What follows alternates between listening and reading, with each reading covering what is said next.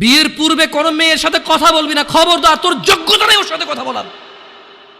তুই কে রে? বামন হয়ে চাঁদের দিকে হাত বাড়াবি না। আমার বোনরা চাঁদ।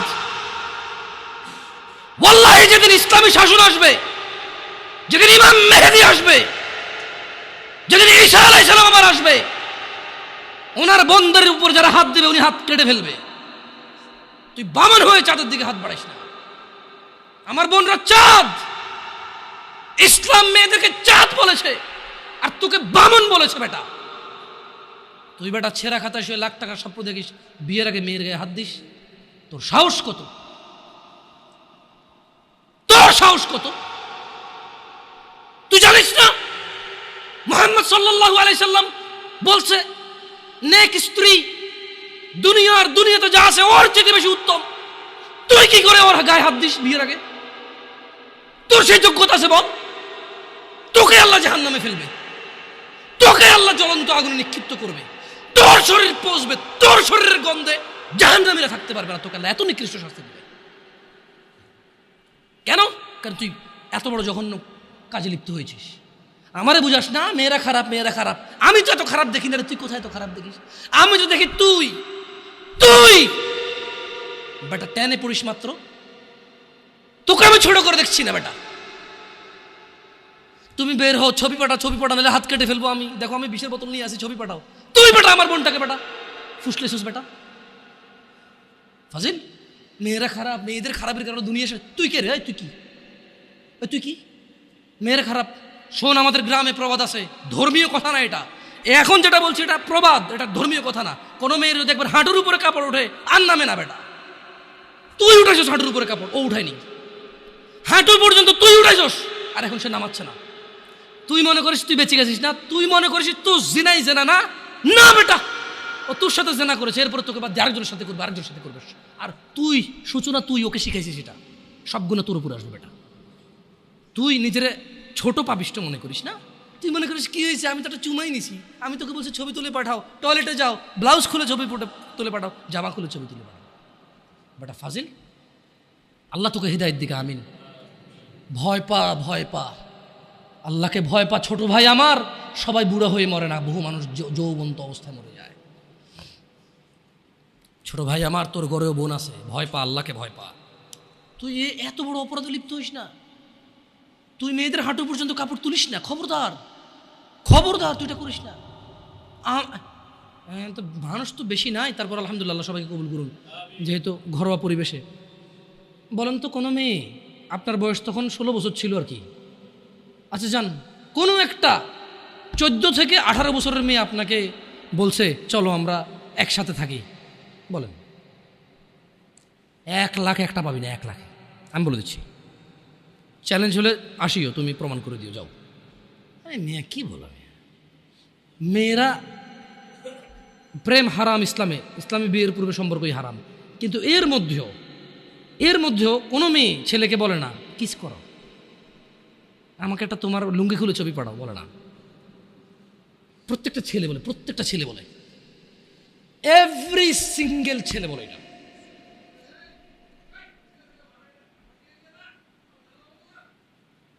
কি ও আচ্ছা, ঠিক আছে, বন্ধ কর জানালা না, মানুষকে কষ্ট দিন না, জানালা বন্ধ করে দেন। আপনার সাউন্ডটা আরও একটু করিয়েন, কেমন? মানুষজন যাতে কষ্ট না পায়, কেমন? কারণ সবাই বাধ্য না তো। না ঠিক আছে, না জানালাগুলো বন্ধ করে দেন, মানুষ যাতে কষ্ট না পায়, কারণ সবাই তো বাধ্য না। আর সাউন্ড সিস্টেমটাকে আরও তাহলে কী করবেন, মানে এরপরের হালাকা না নিচে আপনি মাইক লাগাবেন, মাইকের সাউন্ড লিমিট করবেন। আপনি দেখেন, এটা তো টেকনোলজিক্যাল ব্যাপার, রাইট? আমি আপনাদেরকে অনুরোধ করবো, এরপরে আরও অনেকেই আসবে, রাইট? প্রতি মাসেই হয়তো আসে। আপনাদের যেখানে যারা বসে সংশ্লিষ্ট ওই এরিয়াতে যাতে সাউন্ডটা সীমাবদ্ধ থাকে। নিচতলায় তো আর এখানকার সাউন্ড যাবে না, নিচতলায় আলাদা একটা সাউন্ড ওই যে লাগাই দেন, মাইক্রোফোন লাগাই দেন, মানে স্পিকার, সরি নিচতলায় কি আর একটা, আর মাটিতে বাড়ি দিলে কে চেতে ওঠে, ওটা তো হয়। যাই হোক, তো তোমরা এই অন্যায়টা করবা না। আর যদি তোমাদের মনে হয় যে না, তোমাদেরকে কোনো 16 বছরের 17 বছরের যুবতী মেয়ে বলছে যে মানে আজে বাজে অফার করছে, আমাকে বলিও। আমার ফেসবুক আইডি তো জানাই আছে না, আমাকে বলে ভাই ভাই ভাই এক আজব ঘটনা ঘটে গেছে ভাই, 16 বছরের মেয়ে আমাকে বলতেছে আজে বাজে কথা। না, কাঁটা দিয়ে কাঁটা তোলা লাগে সবাই বলে, কিন্তু কাঁটা দিয়ে কাঁটা তোলা যায় না। ঘিও সোজা আঙুলেই নিতে হয়, না উঠলে বাঁকা করা যায় না। বাঁকা করলে উঠবে, কিন্তু অন্যায় করতে হবে। মানে সোজা আঙুলে ঘি উঠে না, বাঁকা করতে হয়। যারা বলে তারা কিন্তু বাঁকা মানে আঙুলটাকে বাঁকা করবে বলে না, পদ্ধতি চেঞ্জ করবে বলে। তো আমার মনে হয় কিছু জিনিস পরিবর্তন হওয়া উচিত। অ্যাজ এ উদাহরণ উদ্ধৃতি হিসেবে ভালো ফ্রেশ জিনিস আসা উচিত, যেটা যেমন ওই কথা বলছিলাম শবে বরাত নিয়ে এক জায়গায়। আমি বললাম যে শবে বরাতের তো আরবি ট্রান্সলেশন লাইলাতুল কদর হয়, এটা তো রমজান মাসে হয়, রমজানের আগে হয় না। একটা পর্যায়ে এগ্রি করার পরে বললাম যে ঠিক আছে, তাহলে করাই ভুল না হলে বলাই হলেও ভুল আছে। তার মানে কিছু উদাহরণ উদ্ধৃতি দেখা যাচ্ছে যে আপনি মিনিং ভুল নাই, কিন্তু বলাই হলেও ভুল আছে, অথবা ভুল বের করা যেতে পারে, অথবা যে উদ্দেশ্যে বলা হয় উদ্দেশ্যগুলো ভালো না। তো যারা বলে সোজা আঙুলে ঘি না উঠলে আঙুল বাঁকা করতে হয়, ওরা কিন্তু আপনাকে বলে না যে আঙুলটা বাঁকা করেন। ওরা বলছে সোজা আঙ্গুলে না উঠলে, তার মানে সোজা আঙ্গুলে উঠে। আপনাকে কিন্তু ওরা এটা বলতেছে না যে আঙ্গুল সোজা রেখেই উঠাইতে হবে, বলে বাঁকা করতে, তার মানে পদ্ধতি চেঞ্জ করতে, তার মানে হারাম পথ অবলম্বন করতে। প্রয়োজনে কঠোর হবেন কারো প্রতি, প্রয়োজনে নিজে ভুল সিদ্ধান্ত নেবেন, ওরে দেখেই ছাড়বেন, খাইছি তোরে, এই টাইপের। আবার কাঁটা দিয়ে কাঁটা তোলা আসলে যায় না, কাঁটা দিয়ে কাঁটা তোলা যায় না। এটা মানে কি একজন লোক খারাপ, আপনি তারে পারতেছেন না, এবার আর খারাপের হায়ার করছেন যে ঠিক আছে তুই তারে বুঝা, আমি তো পারতেছি না, এবার ওই বুঝাই দেবো, ঠান্ডা করে দিব। তো এটা কেন বলছি এই উদাহরণ, এটা রিলেভেন্ট মানে আমাকে নিয়ে আসছে আধুনিক সমাজে যুব সমস্যার সমাধান নিয়ে কথা বলতে। আমি নিজে যেমন ইয়াং, মানে কাঁটা দিয়ে কাঁটা তোলার মতো অবস্থা হয়ে গেছে, কি সম্ভব নাকি? মানে এরকম তো ওহি আসে নাই আমার জন্য যে এরপর আর আমার ভুল হচ্ছে না। আল্লাহ আশ্রয় দিক ভুল থেকে, চেষ্টা করবো সবাই আমরা ইনশাআল্লাহ। তো যখন আসলে যুবকদেরকে নিয়ে কথা বলতে চাই বলি, কারণ আমি ইয়াং, আমি আমার ভাই ব্রাদার নিয়ে কথা বলবো, খুব স্বাভাবিক। আমি আমার ভাই এবং বোনদের বুঝি, হয়তো অতটা না, অল্প কিছু কিছু, সব না। তো এটা অনেকেই বোঝে, হয়তো আমাকে আল্লাহ বলার তৌফিক দিছে, আপনাকে আল্লাহ বলার শোনার তৌফিক দিছে, এটা আমাদের মধ্যে ম্যাচ করছে। নাহলে জানে না এরকম মানুষ কিন্তু কম, সমাজে জানে না এমন মানুষ কম, আর মানে এমন মানুষও কম। একটা জায়গায় সিমিলারিটি আছে, জানে না এমন মানুষও কম, আবার মানে এমন মানুষও কম। তার মানে অধিকাংশ মানুষ জানলেও মানে না। আমি মানে বর্তমান যুবকদের যে প্রবলেমগুলো, এগুলো শুধু যুবকদের ইস্যু না, এগুলো এখন বড়দের ইস্যু। আপনি জানা বলেন, নেশা বলেন, এক লোক 20 বছর বয়সে সিগারেট খায়, সে 50 বছরও খায়। তো এটা আসলে কি যুবকের সমস্যা বলবেন না বৃদ্ধের সমস্যা বলবেন? It's a human problem actually. এটা মানুষের সমস্যা। ওর লোক, ওর চরিত্রেরই প্রবলেম। ওর এবারে জোয়ান চরিত্র আর বুড়া চরিত্র বলে কোনো কথা নেই জায়গায়। আর এক লোক গাঁজা খায়, মদ খায়, জানা করে, ও বিয়ের আগেও করছে, বিয়ের পরেও করে। তো এটা কি জোয়ান সমস্যা বলবো আমি, যেটা জোয়ানদের সমস্যা, এটা যুবকদের সমস্যা না? তাহলে ভাবিরা যে অপকর্মে লিপ্ত হয়, ভাবি কখন হয়? যখন কারো বিয়ে হয় তখন সে ভাবি হয়। বিয়ের আগে কেউ ভাবি হয় নাকি? বিয়ের আগে তো কেউ ভাবি হয় না, বিয়ের আগে কাউকে কেউ দুলাভাইও বলে না। তো দুলাভাইরা যে এত প্রবলেম করতেছে শালিকাদের সাথে বা অন্য অন্য কলিগসদের সাথে, এটা তো মানে দুলাভাই কি, তার মানে কি মানুষের বয়স যখন 50 হয়ে যায় তখন কি তাকে দুলাভাই ডাকে না মানুষ? অন্য কিছু ডাকে না। আপনি যদি, হ্যাঁ, ইয়াংদের মধ্যে ওরা গোপন করতে পারে না। প্রবলেমটা কোথায়? প্রবলেম হচ্ছে 30 বছরের এক লোক মহিলার সাথে শুয়ে সমস্ত সম্পদ ব্যয় করে দিতে রাজি, যাতে কেউ না জানে। আর 17 বছরের ছেলে মেয়ের হাত ধরে এসে বন্ধু বান্ধবকে ফেসবুকে স্ট্যাটাস দিবা, আজকে ওর সাথে হোটেলে ছিলাম। এইখানে একটা ডিফারেন্সই আছে, যেটা আমি ফাইন্ডিং যেটা করছি আর কি। অপরাধ প্রবণতা আসলে জোয়ান বুড়া বলে কথা না, যার চরিত্র খারাপ তার চরিত্র খারাপ, যে আল্লাহকে ভয় করে না সে করে না। প্রবলেম হচ্ছে 35 বছরের ছেলে তার কলিগের সাথে অবৈধ সম্পর্ক, মহিলার সাথে অবৈধ সম্পর্ক লিপ্ত হয় এবং সে প্রয়োজনে এখানে চাকরি ছেড়ে দেবে, জমি বিক্রি করে ফেলবে, এটা যাতে কেউ না জানে, তাহলে কেন তার সংসার ভাঙবে?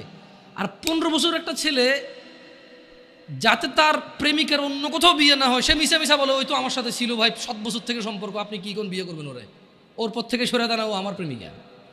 সো একজন জিনা করে ক্লেম করে, যতটুক করে এর থেকে বাড়াই বলে, কেন? যাতে ওর সিকিউরিটি হয়, এ মেয়ের যাতে অন্য কেউ বিয়ে না করে ওই বিয়ে করে। আরেকজন জেনা করে প্রয়োজনের সম্পদ এখানে কোরবান করে দেবে, কেন? কারণ যদি কেউ শুনে তাহলে ওর সংসার ভেঙে যাবে, মানে বিয়ে যেটা সেটা ভেঙে যাবে। দুইজনের সাইকোলজি দুই রকম, এই একটা পার্থক্য আমি দেখছি। আদারওয়াইজ বুড়া জোয়ান কেউ পিছায় নাই আর জানাবে বিচারে, কেমন? আবার যুবকরাও তো গোপন করতে পারে না, ও একটা হোটেলে যাবে, একটা পার্কে যাবে, সবার দিকে তাকায় থাকবে। এখন আমি যদি এই যে দাড়ি টুপি রেখে পাঞ্জাবি পরে যদি পাশে একটা বোরখা পরা মহিলা আমার পাশে হাঁটে, আমি যদি 10 ঘন্টা না 20 ঘন্টাও হাঁটি, পৃথিবীর একবারে অচেনা জায়গায় হাঁটি, পাবলিক ধরেই নিবে যারা বউ জামাই। এখন প্রবলেম হচ্ছে 16-17 বছরের যুবক, গায়ে স্কুল মাদ্রাসার ইউনিফর্ম, মহিলা এবার বোরখানা যদি বস্তা গায়ে দিয়েও থাকে, লাভ নাই। পাবলিক বুঝে এরা কারারে কেন হাঁটতেছে এই জায়গায়। এই কিছু প্রবলেম ফাইন্ডিংস হয় ইজিলি, কেমন? আদারওয়াইজ সব মানুষই এখন বেখেয়ালি। আফসোস লাগে কোন যুবকের জন্য, যে যুবক তার যৌবন আল্লাহ দিছে, তার মেধা আল্লাহ দিছে, যে যুবতী তার যৌবন আল্লাহ দিছে, মেধা আল্লাহ দিছে, কি একটা তর তাজা বয়স, কি একটা টাটকা ব্রেন, সুবহানাল্লাহ, একদম ফ্রেশ ক্লিন, এত পাপে জর্জরিত না, পাপ করে জং ধরে যায় না, এমন একটা হৃদয় আছে ওর, আল্লাহ ওকে দিছে এটা, সুবহানাল্লাহ। ওই হৃদয়টা দিয়েও সে অনুভব করে না আল্লাহকে এবং দ্বীনকে। সে উদাসীনতায় সে তার সময় পার করে। কার মতো? যেই লোকটা 50 বছর বয়স অপরাধ, চুরি, মিথ্যা কথা, জানা, ব্যভিচার, বাপমার সাথে অন্যায় অবিচার, মানে হারাম খাওয়া হতে ইচ অ্যান্ড এভরি হারাম যেটা আল্লাহ নিষেধ করছে সেটা সে দৌড়ে দৌড়ে গিয়ে আগলে নিছে, যেটা আল্লাহ হালাল বলছে সেটা সে ভাগতেছে, সে পলায়ন করতেছে। 50 বছর তার বয়স। জং ধরা হৃদয়ের মানুষ যেমন বেখেয়ালি, আর 16 বছর, 20 বছর, 22 বছর, 25 বছরের যুবক ভাই অথবা যুবক বোন ওর মতোই উদাসীন। এই জিনিসটা আমাকে কষ্ট দেয়। তোমার হৃদয়টা তো জং নাই, তোমার তো এখনো মানে যদি পাপ কম বেশি যাই হোক, ক্ষমা চাইলে এটা ক্ষমাকারী কে? আল্লাহর কাছে কোনো কিছুই কম না, কোনো কিছুই বেশি না। আল্লাহ যে পিঁপড়া সৃষ্টি করছে এটা তুচ্ছ না, আবার পুরো পৃথিবীর আসমান জমিন ভর্তি যদি কেউ অপরাধ করে এটা আল্লাহর কাছে বেশি না। বুঝতে পারছি? মানে আল্লাহর ব্যাপারটাই ডিফারেন্ট, সুবহানাল্লাহ। আল্লাহ সুবহানাহু ওয়া তাআলার ব্যাপারটাই ভিন্ন, ওনার উদারতাই ভিন্ন। যদি পিঁপড়া পায়খানার মধ্যে যে ব্যাজ না হয় এভাবে এভাবে হাঁটে, অনেকে দেখলে ঘৃণা করে বমি করবে, মহিলারা দেখলে ছোটো ছোটো তেলা পোকা দেখে মহিলারা লাভ দিয়ে খাটে উঠে যায়, ভয় পায়, ইয়াক ওয়াক করে ঘরে ঢোকে না। এই জিনিসটা আল্লাহর কাছে তুচ্ছ না। শুকর খাওয়া হারাম, আল্লাহর কাছে এটা তুচ্ছ না। আমার জন্য খাওয়া নেই, সেটা আল্লাহ সৃষ্টি। কুকুর আমার জন্য খাওয়া নিষেধ, কিন্তু এটা তুচ্ছ না, এটা আল্লাহ সৃষ্টি, কেউ বানাইতে পারবে না এরকম কিছু, রাইট? আবার আসমান থেকে জমিন পর্যন্ত অপরাধ আল্লাহর কাছে বেশি কিছু না। আল্লাহই ভিন্ন, সুবহানাল্লাহ। ওনাকে ওনার ইউনিকনেস, ওনার প্রত্যেকটা জিনিসে ওনার সমতুল্য সমকক্ষ কেউ নেই, কিচ্ছু নাই, উদাহরণ উদ্ধৃতি নেই ওনার ব্যাপারে। আমরা কাউকে উদাহরণ দিব, উদ্ধৃতি দিব এরকম নেই। উনি একক, অদ্বিতীয়, উনি সো ইউনিক, সুবহানাল্লাহ। উনি আলটিমেট ইউনিক, এরপর আর কিচ্ছু নাই। সো যুবকদের এই জিনিসটা খুব খারাপ লাগে, উদাসীনতার এই ব্যাপারটা। আল্লাহ সুবহানাহু ওয়া তাআলা কোরআনুল কারীমে বলছেন যে আফা হাসিবতুম আন্নামা খালাকনাকুম আবাসা, তোমরা কি মনে করেছো বা তোমরা কি মনে করেছিলে যে ওয়া আন্নাকুম ইলাইনা লা তুরজাউন, মানে তোমাদেরকে আল্লাহ অনর্থক সৃষ্টি করেছেন এবং তোমরা আল্লাহর কাছে ফিরে যাবে না, তোমাদেরকে আল্লাহ ফিরাই নেবে না, ওনার কাছে ফিরতে হবে না, তোমরা কি ভাবছো? মানে 20 বছর বয়স, তোমার ঘুম আসলে ঘুম আসে, 2 দিন জেগে থাকতে চাইলে জেগে থাকতে পারো, হ্যাঁ, বল করতে পারো, ক্রিকেট খেলার সময় বল করতে পারো 60 কিলোমিটার বেগে, ফুটবলে কিক দিলে যে গোলকিপারে ধরো ওর হাত লাল হয়ে যায়, গরম হয়ে যায় তোমার কিকের পাওয়ারে, হ্যাঁ, তুমি এক দৌড় দিয়ে বুলেটের গতিতে যায় হুন্ডার কাছে রেস দিতে পারো, সাইকেলের আগে দৌড়াইতে পারো, হ্যাঁ, আস্তে করে লুকিয়ে থাকা জাম দিয়ে যায় বিড়াল ধরতে পারো, পাখি ধরতে পারো, হ্যাঁ, রাতের 2টা বাজে কাউরে ভয় পাও না, প্রেমিকার ঘরের সামনে যায় শার্ট খুলা তুই বাইরে বিড়ালে ব্লেড দিয়ে হাত কেটে এলাম, এগুলো বলতে পারো, চ্যালেঞ্জ দিতে পারো। তুমি একটা কিছু না, হ্যাঁ, তুমি একটা কিছু মহিলা মেয়ে বয়স 15, 16, 18, 20, 22 বছর পর্যন্ত এত কিছু করে না। এই 14 থেকে 18 ভিতরে বাপকে বলতেছে যে তুমি লাগবে না, আমার ও আছে, ও হইলেই চলবে। কত মানুষ গরিব আছে না, কি হয়েছে, নানা ধরনের উদাহরণ উদ্ধৃতি, মন যা চায় তা বলতে পারে। কেন এখনো জোয়ান যুবতী কোনো বিপদ চোখে দেখে নাই, যুবক যুবতী এখনো অভাব দরিদ্রতা চোখে দেখে নাই, বাপের ঘাড়ের উপরে খায়, যা খুশি তা করে, যেদিকে খুশি সেদিকে যায়, যা খুশি তা বলে। আল্লাহ বলছে যে আফা হাসিবতুম আন্নামা খালাকনাকুম আবাসা, তুমি যা খুশি তা করো, আমি তোমাকে তৌফিক দিছি, তাই বলে কি তুমি মনে করো আমি তোমাকে অনর্থক এমনি এমনি সৃষ্টি করছি? ওয়া আন্নাকুম ইলাইনা লা তুরজাউন, আর তোমাদেরকে কি আমি আল্লাহর কাছে ফিরে আনবো না আমি, এরকম ভাবো তোমরা? ইকতারাবা লিন্নাস হিসাবুহুম ওয়া হুম ফি গাফলাতিন মুরিদুন, মানুষের হিসেব নিকেশ মানে প্রবলেমটা কোথায়? প্রবলেম হচ্ছে আমাদের বিবেক বুদ্ধি কোন জায়গায় নামছে। আমরা অসুস্থ মানুষের ব্যাপারে বলি, দিব্যি বলি না রে প্রচুর অসুস্থ, বা ইদানিং আর সুস্থ হয় না, এই মনে মারা যাবে। মানে আমাদের কাছে মনে হয়েছে মানুষ অসুস্থ হইলে মরে, আমরা কনফার্ম হয়ে গেছি মানুষ বুড়ো হইলে মরে, আমরা কনফার্ম হয়েছি মানুষ অ্যাক্সিডেন্ট হইলে মরে, আমরা কনফার্ম হয়েছি মানুষ অসুস্থ হইলে মরে, আমরা কনফার্ম হয়েছি মানুষ ক্রিটিক্যাল সিচুয়েশনে মরে। এমনি এমনি যে মরে যেতে পারি এটা আমরা মানে ইমানে রাখি না। এটার মধ্যে আমাদের কাছে মনে হয় যে মৃত্যুর একটা সিস্টেম আছে, মানে এটা আমি হব, জোয়ান হব, বুড়া হব, চুল দাড়ি পাকবে, তারপরে মরবো।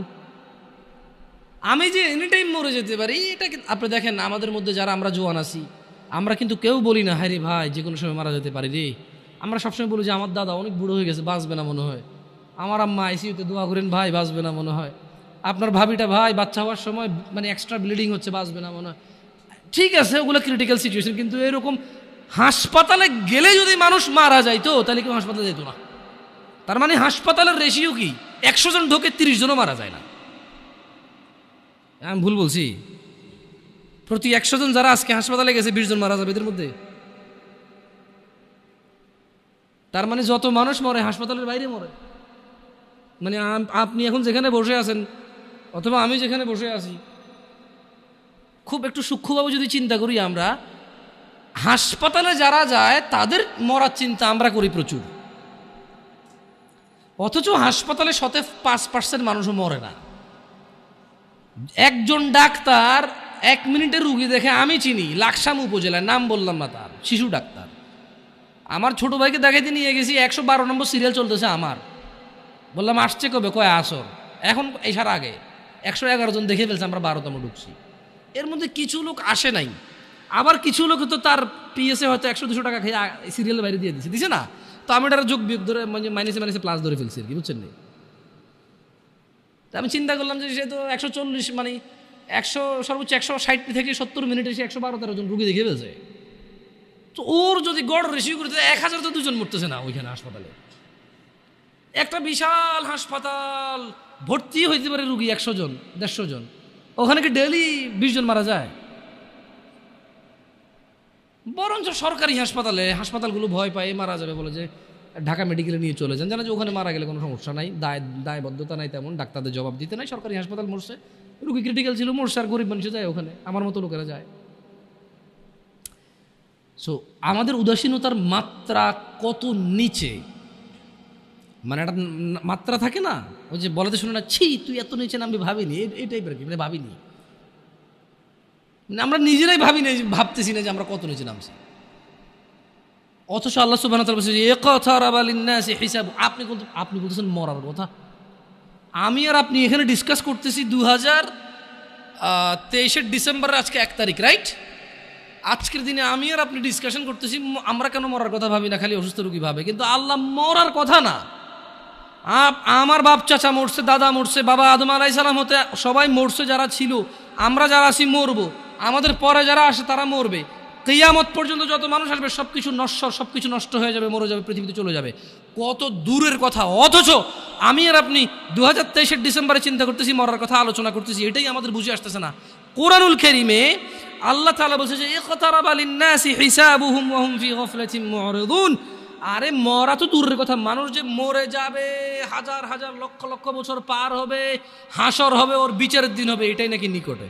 বলছে যে মানুষের হিসেব নিকেশের সময় আসন্ন, এই চলে আসতেছে। অথচ তারা ওহুম ফি গাফলাতিন মুরিদুন, অথচ তারা উদাসীনতায় মুখ ফিরিয়ে রয়েছে। আপনি আর আমি বাঁচার স্বপ্ন দেখি, বুড়ো হয়ে মরবো এই প্ল্যান করি, আর আমরা মরে আমাদের পরের প্রজন্ম হাজার হাজার প্রজন্ম মরে যাবে, জন্ম হবে, বেঁচে থাকবে 60 70 100 বছর বাঁচবে, সব কিছুর পরেও এ সব কিছু মিলিয়ে আল্লাহ বলতেছে যে আরে এদের হিসেবের সময় তো চলে আসছে, এই চলে আসতেছে। অথচ এরা এখন উদাসীনতা। আপনাদের মনে হয়েছে কি কিয়ামত ঈসা আলাইহিস সালাম আসবে, তারপরে মানুষ ওপেন কুকুর বিড়ালের মতো রাস্তাঘাটে জানা করবে, মানুষ পশুর মতো আচরণ করবে, মানুষের আল্লাহ নাম ডাকার মতো লোক থাকবে না, তারপরে কিয়ামত হবে? এটা তো ঠিক কথা, এটা তো সমষ্টিগত কিয়ামত, মানে এরপর আর কোনো কিছু অবশিষ্ট থাকবে না। এরপরে কি, যখন ওই কিয়ামত হবে তখন আর কোনো কিছু কি অবশিষ্ট থাকবে না। কিন্তু যে ব্যক্তি যেদিন মারা যায় তার কিয়ামত তখন শুরু হয়ে গেছে। কথা বুঝতে পারি নাই? যে লোক মারা গেছে ও কি ওই ধ্বংস দেখবে? ও তো ধ্বংস হয়ে গেছে, শেষ। যে যখন মারা যায় তার কিয়ামত তখন। আর যেটা আল্লাহ তাআলা যেটাকে বলছে ইযা যুলজিলাতিল আরদু জিলজালাহা, যখন পৃথিবী প্রবল কম্পনে প্রকম্পিত হবে, ওটা তো সবাই কম্পিত হবে। কেমন? আচ্ছা, তো যুবকদের বা যুবতীদের উদাসীনতার মাত্রা এত নিচে যে শুধু বড়রা মুরব্বীরাই মরবে, ওরা মরবে এটা মনে করে না। অনেক সময় বলে যে এখানে মা বাপের খুব বড় একটা বাজে ভূমিকা থাকে। কেমন? আমি বড় অবাক হলাম, আমার কাছে মেসেজ আসে ছেলেপেলের যে আমি কলেজে পড়ি, স্কুলে পড়ি, ভর্তি হয়েছি, দাড়িটা রাখার আমার খুব ইচ্ছা। আমি, কেউ বলে হুজুরদের, কেউ বলে আলেমদের, কেউ বলে শেখদের, যে যার মতো করে বলতে পারে, বলে যে আমি ওয়াজ মাহফিল কিছু লেকচার শুনি, দাড়ি রাখার এত প্রবল ইচ্ছা আমার, এত শখ যে আমি দাড়ি কাটবো না। কিন্তু বলছে যে হুজুর আমার দাদা, দাদু, আব্বা আর আম্মা, একটা পরিবার এত জঘন্য হলে কিভাবে হবে? একজন দুজন না হয়, দাদা, বাপ, দাদা, দাদি, মা, মানে এগুলো কি? আমি ওই দাদাকে বলতে চাই, তোমার বাপে মুজরা করে নাই, তোমার ঘরে টেলিভিশন ছিল না, প্রযুক্তি ছিল না, তোমারই এখন দাড়ি রাখতে মন চায় না। তুমি তোমার নাতিকে আর ছেলেকে যে দাড়ি রাখতে দিচ্ছ না, পর্দা করাচ্ছ না মেয়েদেরকে, তো যাদেরকে রেখে পৃথিবীতে চলে যাবে ওরা তো ন্যাংটা হাঁটবে গো, ন্যাংটা হাঁটবে ওরা। তুমি বলছো যে একটু ঢাকো নাহলে শরম, হ্যাঁ ওরা ন্যাংটা হেঁটে বলবে সাহসের ব্যাপার, পর্দা হলো মনে। তুমি বলতেছো যে পর্দা হাত পা সব ঢেকে চলাকে বলে না, মনের পর্দা। তো ওরা এটাকে পুরো অ্যাপ্লাই করে ফেলবে। এটা আফসোসজনক কথা। কেমন? মানে একটা পরিবারের বাপ যদি বলে ছেলেকে দাড়ি কাটতে, ছি ছি ছি ছি ছি, এটা ঠিক এরকমই তো যে কেউ কোনো বাপ তার ছেলেকে বলতেছে তোমার বোনকে বিয়ে করো। হ্যাঁ, এই এতক্ষণ এটা দাড়ি কাটার কথা বলছে, নাউজুবিল্লাহ বলে না, অথচ দুটি আল্লাহর বিধান। মানে ব্যাপারটা হয়ে গেছে কি, মহিলা তার স্বামীকে বলতেছে তুমি ভালো হও, প্লিজ তুমি ভালো হও। তো ভালো কীভাবে হবো আমি? তুমি না সিগারেট খেও না, ওকে খাইলাম না। তুমি না অন্য মেয়েদের সাথে কথা বলবা না, হ্যাঁ বললাম না। তো তুমি না নামাজ পড়ো, হ্যাঁ পড়লাম। তা আমি বিয়ে করবো না। না আরে বেটা, নামাজ পড়তে আল্লাহ বলছে, বিয়ে করতে আল্লাহ বলে নাই? বিধান দুটা কি দুজনে দিছে নাকি? না না, আমি ইনফ্লুয়েন্স করতেছি না, আমি নিজেই একটা করছি আলহামদুলিল্লাহ। কঠিন রে, কঠিন, খুব কঠিন। যাই হোক, আমাদের মানে শয়তান বলা অনেক সহজ, করা অনেক কঠিন। কেমন? যাই হোক, আল্লাহ ইল্লা মাশা আল্লাহ। তো মানে ইসলামের বিধানটা কেমন? বাপ মা বলতেছে যে বেকার থাকিও না, বেকারকে ইসলামও পছন্দ করে না। কিন্তু ইসলাম কি ঘুষ অ্যালাউড করে? সুদ অ্যালাউড করে? হারাম সিগারেট বিক্রি করার কোম্পানিতে কাজ করা ইনকামকে অ্যালাউড করে? সুদি ব্যাংকে চাকরি করে টাকাকে ইসলাম অ্যালাউ করে? মা বাপ বলে যে বেকার থাকিও না, ইসলাম পছন্দ করে, মুসলিমরা বেকার থাকতে নাই। কিন্তু এই মা বাপই টাকা ইনকাম হলে এবার ওই যে ইসলামের দোহাই দিয়ে ওকে চাকরি করতে বলে, ওই ইসলামের দোহাই দিয়ে আর উপার্জনটা হালাল নাকি হারাম এটার পরামর্শ দেয় না। হইলেই হইল ইনকাম। আপনি আরেকটা বিয়ে করবেন, এটা তো অনেক দূরের কথা। আপনি ঘুষ খান, সুদ খান, ডাকাতি করেন, টেন্ডারবাজি করেন, চাঁদাবাজি করেন, দুর্নীতি করেন, আপনার বউ কিচ্ছু বলবে না আপনাকে খারাপ। খালি অপরাধের মধ্যে একটা অন্য মহিলার সাথে কথা বলেন, তারপরে দেখেন আপনার অপরাধ কি। আপনি ঘুষ খান, জুয়া খেলেন, মানে আপনি না, নেশাটাকে ওরা অপরাধ হিসাবে রাখে, কারণ নেশা খায় ঘুষাঘুষি লাগে যায় তো প্রবলেম, আবার টাকা নষ্ট হয় তো, বুঝেন নাই? মহিলা বড় ভিন্ন জিনিস, সুবহানাল্লাহ। আমি মহিলাদের চরিত্রে হতবাক হই, আমি মহিলাদের চরিত্রে হতবাক হই, নির্বাক হই। কিভাবে? যে ও ঘুষ, দুর্নীতি, চাঁদাবাজি, টেন্ডারবাজি, মিথ্যা কথা, মারামারি, কোনো কিছুকে স্বামীর বদনাম মনে করে না। অপরাধের মধ্যে নেশাটা করলে এবং অন্য মহিলার সাথে কথা বললে এই তার আর সহ্য হয় না, কারণ এটা তার রিলেটেড। নেশা করলে তার হক নষ্ট হয়, অন্য মহিলার সাথে কথা বললে সে মনে করে তার হক নষ্ট হয়। আরে আপনি বলতেছেন অন্য মহিলা, আপনি আরেক বিয়ে করবেন বললে সে মনে করে তার হক কমে যাচ্ছে।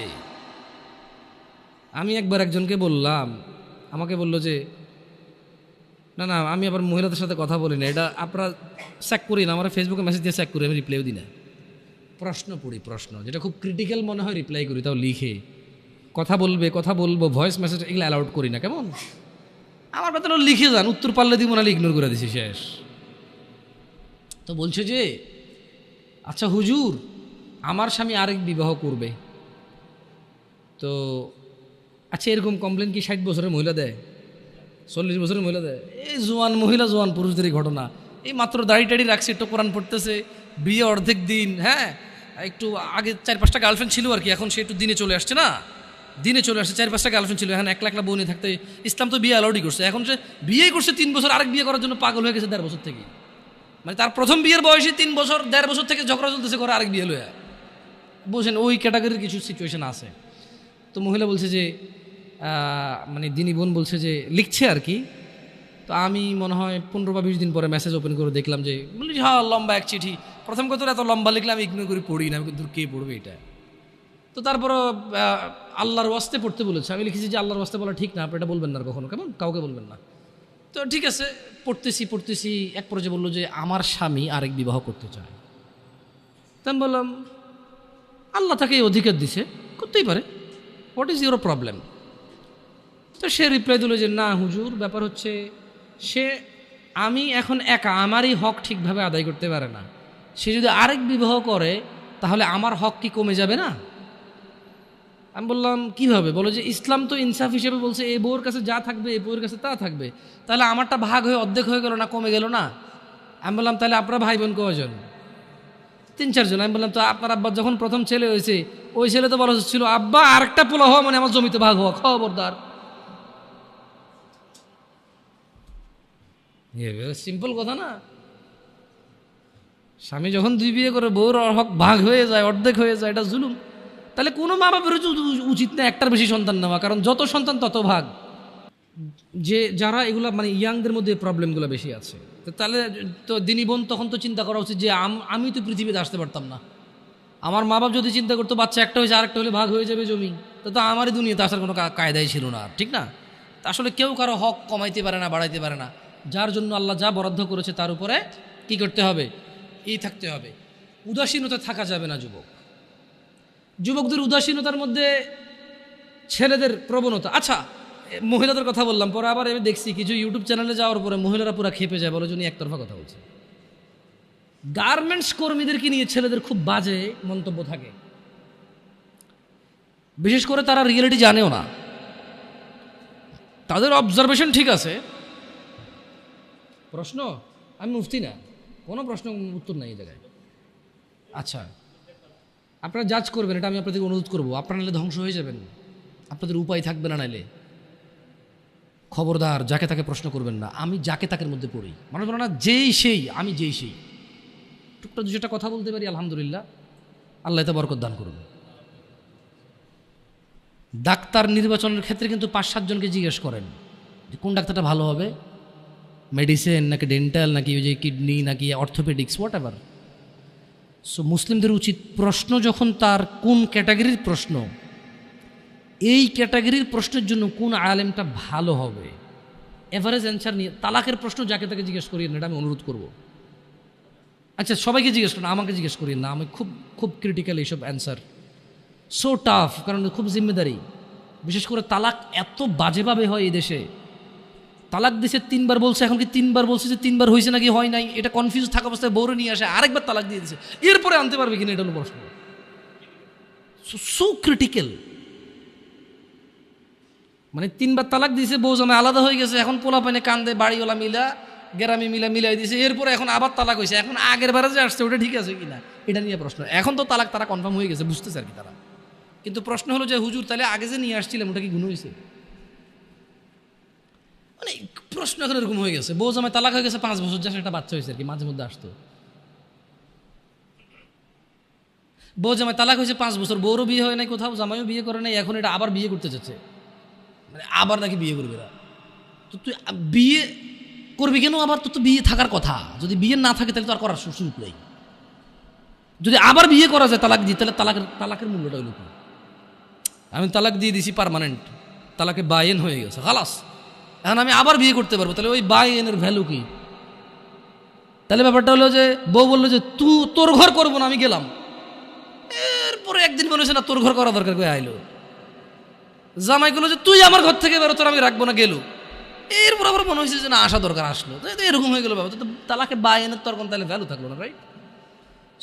কোয়েশ্চেন যাকে তাকে করবেন না, কেমন?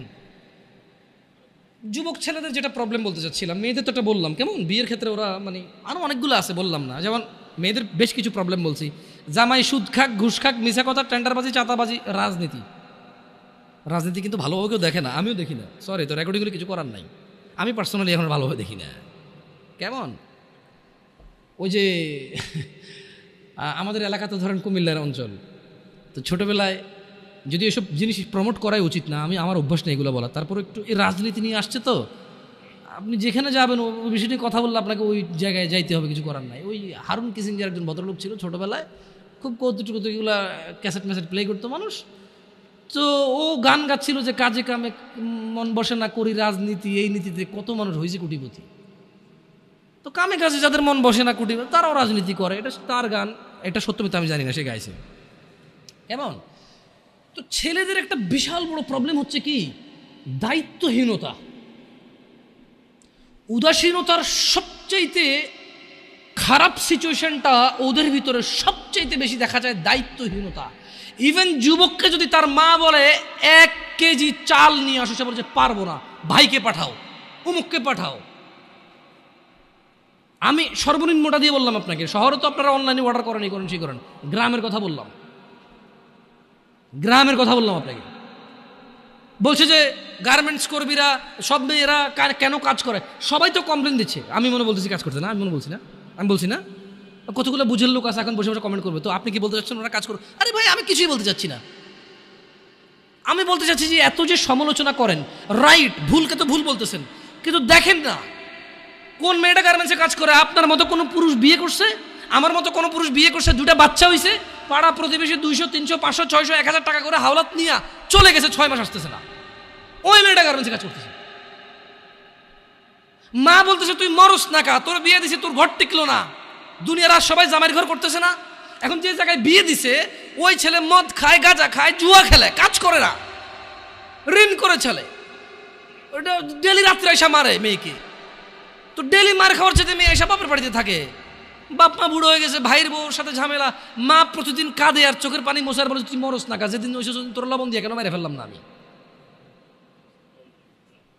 That's a real example and it's so true.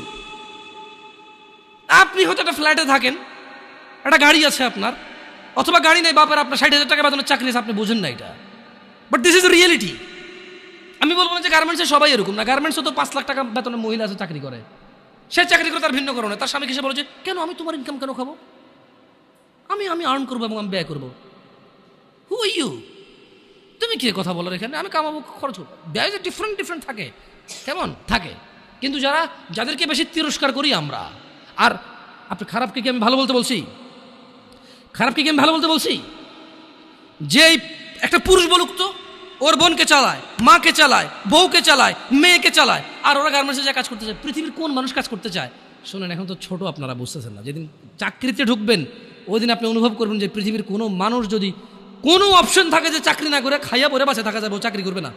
ও বলবো যে আমি গাড়ি চালাবো না, বাট আমি চাকরি করবো না, আমি এমনি বেঁচে থাকবো খাইয়ে পড়ে।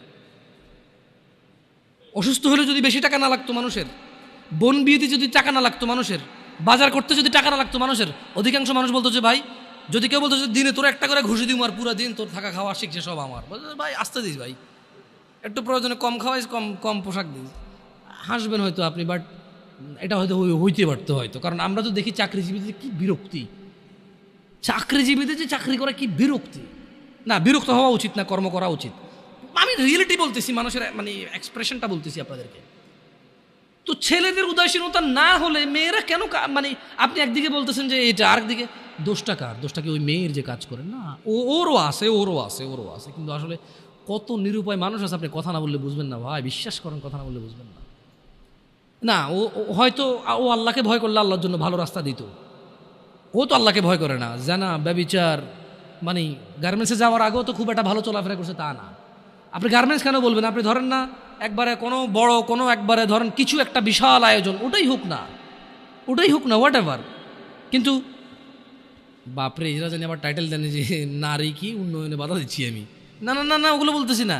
আমি নারীদের পক্ষে বলতেছি যে বোন, তোমার কষ্ট আমি অনুধাবন করতেছি, আমি তোমার কষ্ট অনুধাবন করি যে তুমি কোন দুঃখে তুমি 12,000 টাকার জন্য রাস্তায় নেমে তুমি আন্দোলন করো। কারণ তোমার ঘরে থাকা স্বামীটা এতটাই অযোগ্য, তোমার ঘরে থাকা ভাইটা এতটাই বেখেয়ালি, এতটাই উদাসীন যে তোমার 4,000 টাকা পুরো মাসে তোমার পিছনে খরচ হবে না, সেটা তোমার ভরণ পোষণ নিতে পারে না।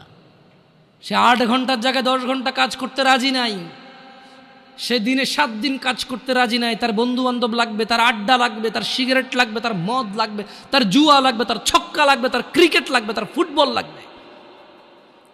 এই সবের পিছনে যতটুকু সময় ব্যয় করে, যে কোনো একটা কিছু বাদ দিলে, যারা সিগারেট ধূম পায় তারা শুধু সিগারেটের টাকা দিয়ে বোন চালাইতে পারে। এমন বহু যুবক, এমন বহু পুরুষ আছে যারা সিগারেট খায় মাসে 3,000 4,000 টাকার, তাদের বোনরা গার্মেন্টসে কাজ করে। যদি বলে যে আমি সিগারেটটা খাওয়া বাদ দিয়ে দিচ্ছি, ওর বোন আর গার্মেন্টসে কাজ করা লাগে না। সো কোথাও না কোথাও আমাদের পুরুষদের ব্যাখিয়ালি আছে, খামখেয়ালি আছে। আমাদের উদাসীনতা এবং আমাদের দায়িত্বহীনতাই মূল আমাদের দায়িত্বহীনতা হচ্ছে মূল কাজ। আমার মেয়ে, আমার বোন, আমার স্ত্রী, আমার মা, ওরা বের হয়, আমার অজান্তে বের হয় না, আমি ওদেরকে বাধ্য করেছি, দোষটা আমাদের উপরে আসবে। এমনি তো আল্লাহ নবী সাল্লাল্লাহু আলাইহি ওয়াসাল্লাম বলে নাই যে দাইয়ুস জান্নাতে যাবে না, যাবে না। কেন যাবে না? আজকে আপনি গার্মেন্টসের দোষ দিয়ে লাভ আছে? আজকে আপনি ওই ইট ভাঙার কি ব্রিক ফিল্ডে দোষ দিয়ে লাভ আছে? না, দাইয়ুস জান্নাতে যাবে না। মনে রাখবেন, যুবক অবস্থায় এই জিনিসগুলো নলেজ রাখা ভালো, বিয়ে শাদীর আগেই। কোন মহিলা যদি বেপরদার কারণে জাহান্নামে যায়, শুধু ও যাবে না, ওর সাথে কেউ না কেউ রিলেটেড থাকবে পুরুষ। কুড বি ফাদার, বাপ হইতে পারে, বড় ভাই হইতে পারে, তারপর হচ্ছে স্বামী হতে পারে। যদি ওর জাহান্নামে যাবার রিজনই হয় বেপরদা, খোলামেলা চলাফেরা, মানুষ হাজার রিজনে জাহান্নামে যেতে পারে। আল্লাহ সবাইকে ক্ষমা করুন এবং হিদায়াত দান করুন, আমিন। হাজারটা রিজন আছে জাহান্নামে যাওয়ার, কিন্তু যদি কোনো মহিলা, এমন মহিলা যার বড় ভাই আছে, যার বাপ আছে, যার স্বামী আছে, আর ওদের থাকা অবস্থায় তার এমন একটা অন্যায়ের কারণে তার জাহান্নাম হয়েছে, যে অন্যায়টা হচ্ছে তার কি? খোলামেলা চলাফেরা, তার জানাবা বিচারের চলাফেরা, তার বেপরদা অশ্লীল চলাফেরা, তাহলে ওই মহিলা একা জাহান্নামে যাবে না, সঙ্গে কাউকে নিয়ে যাবে। এবার যে লোকটা সংশ্লিষ্ট সময়ে দায়িত্ববান ছিল সে যাবে সঙ্গে।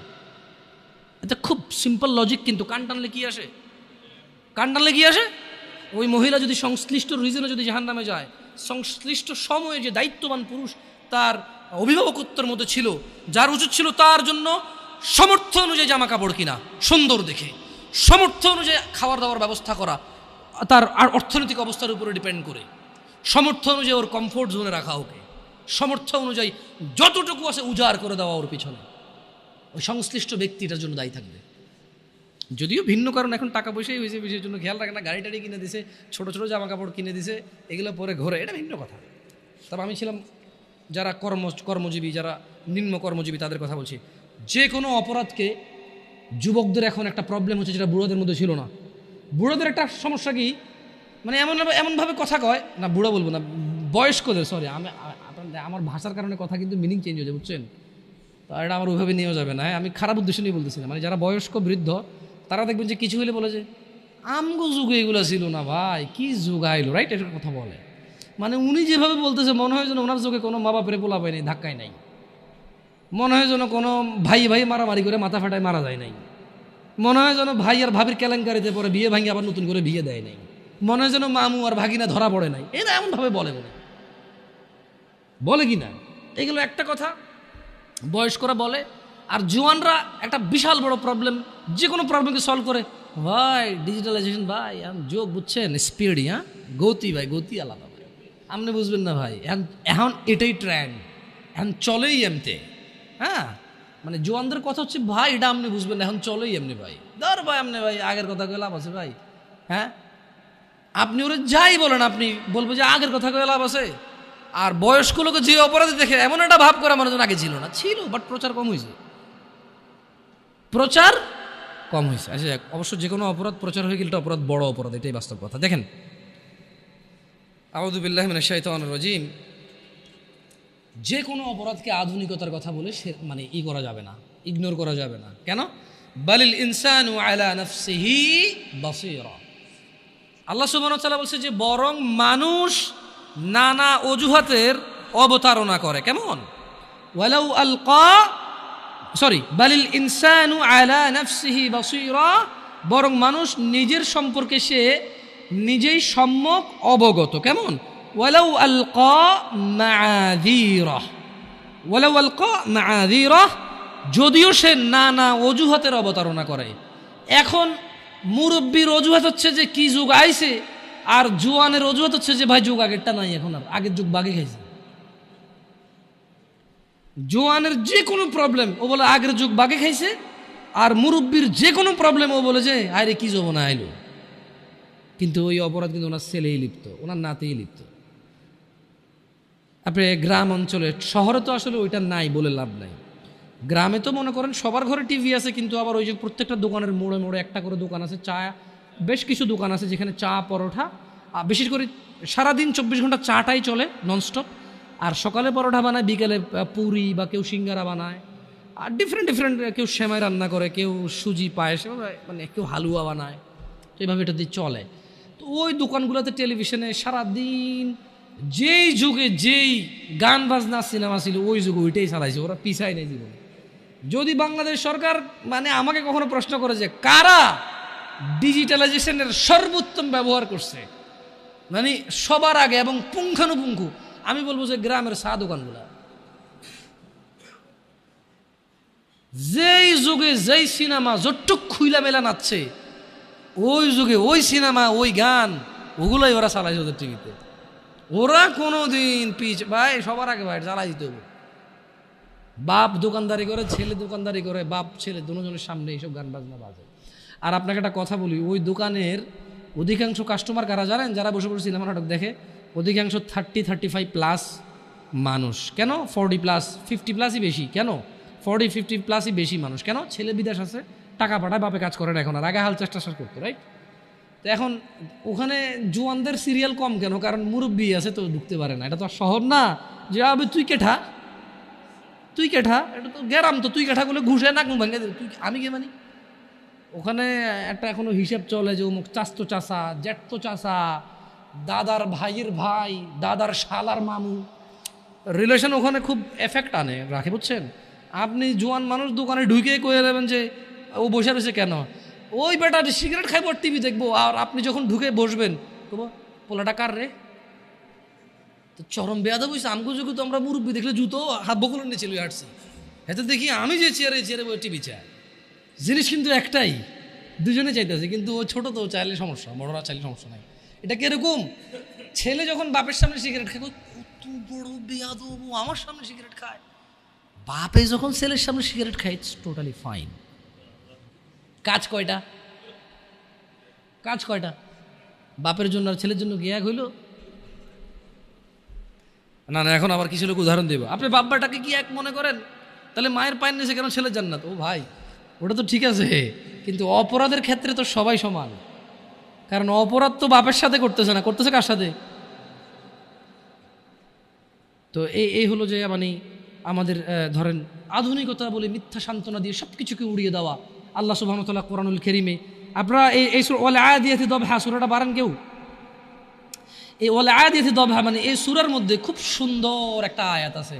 আমি প্রায় যখন মাগরিবের নামাজে এই সূরাটা পড়ি আমার মানে সুবহানাল্লাহ নিজেকে নিজে দাওয়াত দেওয়া হয়, নিজের ব্যাপারে নিজের উদাসীনতাগুলো ধরা পড়ে। কেন? ওখানে আল্লাহ তাআলা বলছে যে আউযু বিল্লাহি মিনাশ শাইতানির রাজীম, ইন্নাল ইনসানা লিরাব্বিহি লাকানুদ, নিশ্চয়ই মানুষ তার রবের প্রতি বড়ই অকৃতজ্ঞ। আল্লাহ স্বীকৃতি দিচ্ছে, আল্লাহ স্টেটমেন্ট দিচ্ছে, আল্লাহ ঘোষণা দিচ্ছে, আল্লাহ জানিয়ে দিচ্ছে মানুষকে মানুষের স্বভাব চরিত্র। ইন্নাল ইনসান, নিশ্চয়ই মানুষ, লিরব্বিহি, তার রবের প্রতি, লাকানুদ, বড়ই অকৃতজ্ঞ। ওয়া ইন্নাহু আলা যালিকা লাশাহীদ, এবং সে যে অকৃতজ্ঞ তার রবের প্রতি এই কর্মে সে নিজেই সাক্ষী।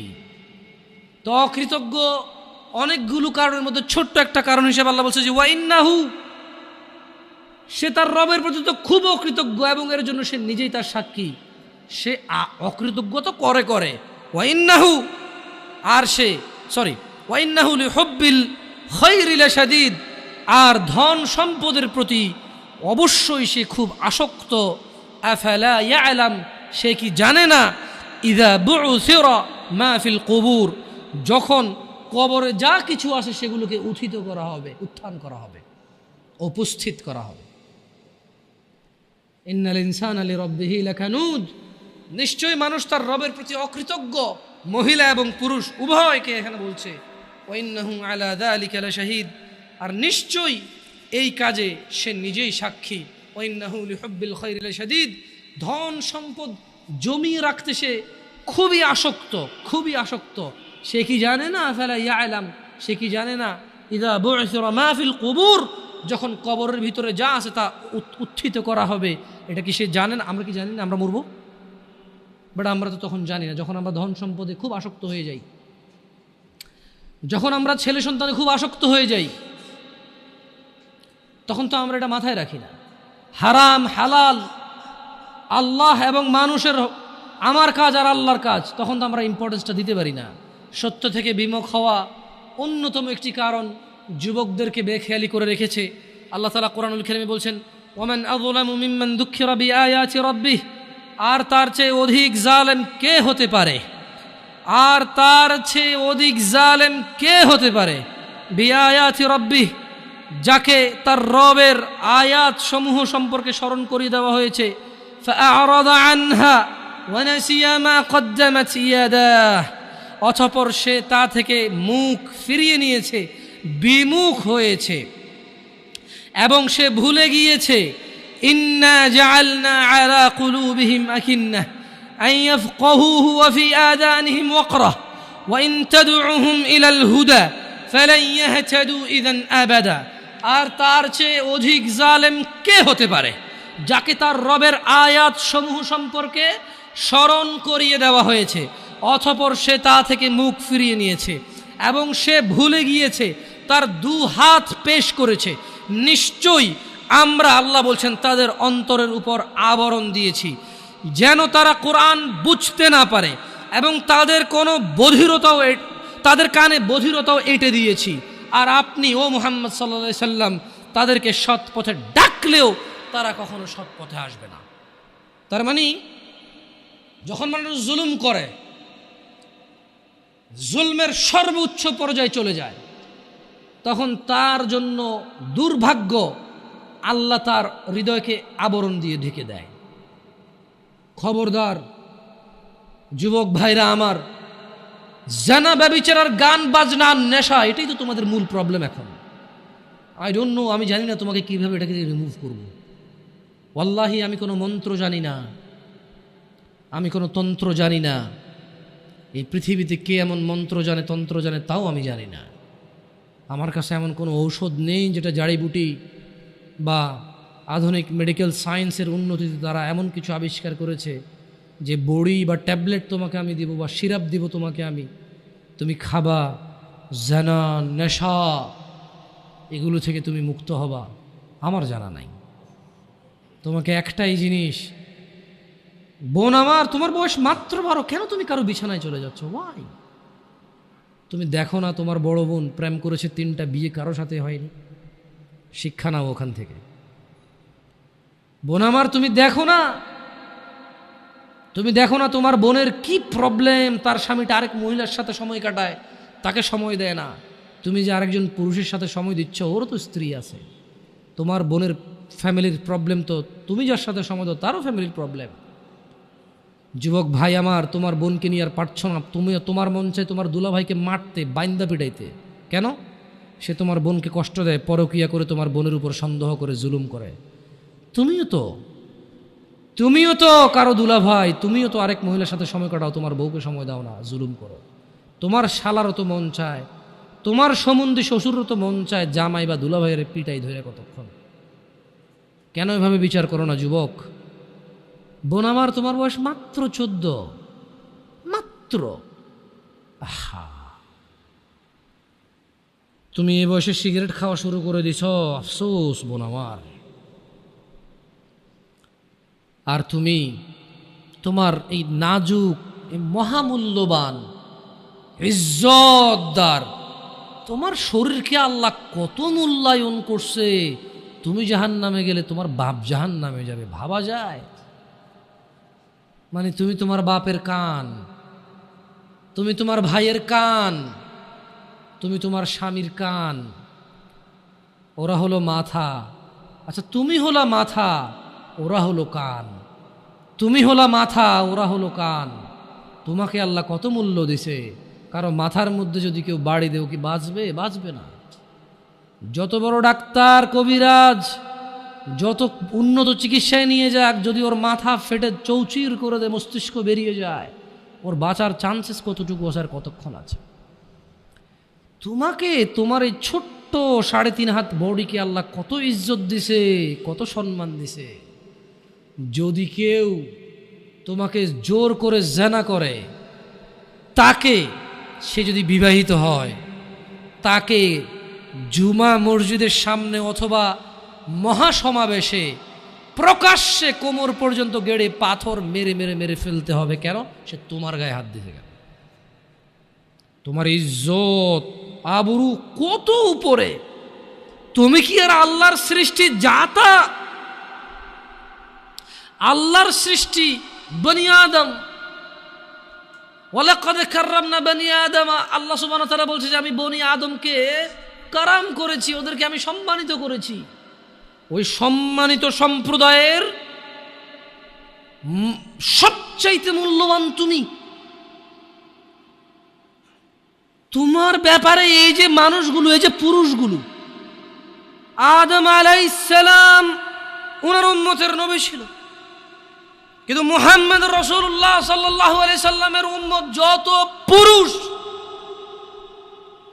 এইবার সে রাজা মহারাজা, এইবার সে কিছু একটা, সে যদি পুরুষ হয়, সে যদি মুসলিম মনে করে নিজেকে, তাকে তার রাসূলটাকে বলছে, এই আমার উম্মত যদি তুই নিজেকে মনে করিস, তবে শোন, একজন উত্তম নেক সৎ স্ত্রী দুনিয়াতে যা আছে এর চাইতে বেশি মূল্যবান।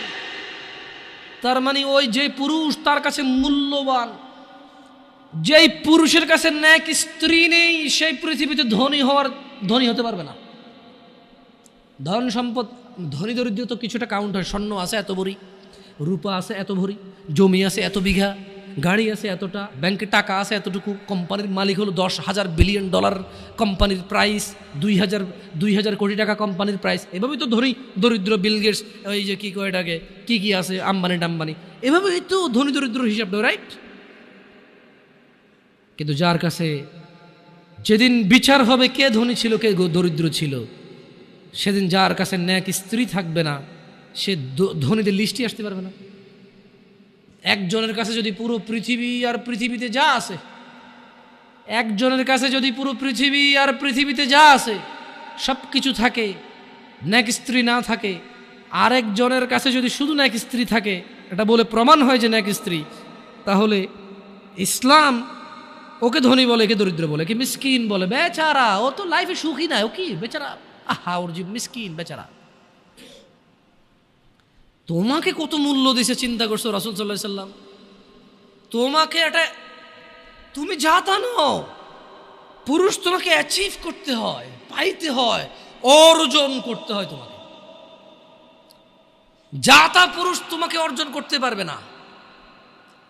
যে পুরুষ তোমাকে মূল্যায়ন করতে পারবে না, সেই পুরুষ তোমার সতীত্বের খেয়াল রাখতে পারবে না।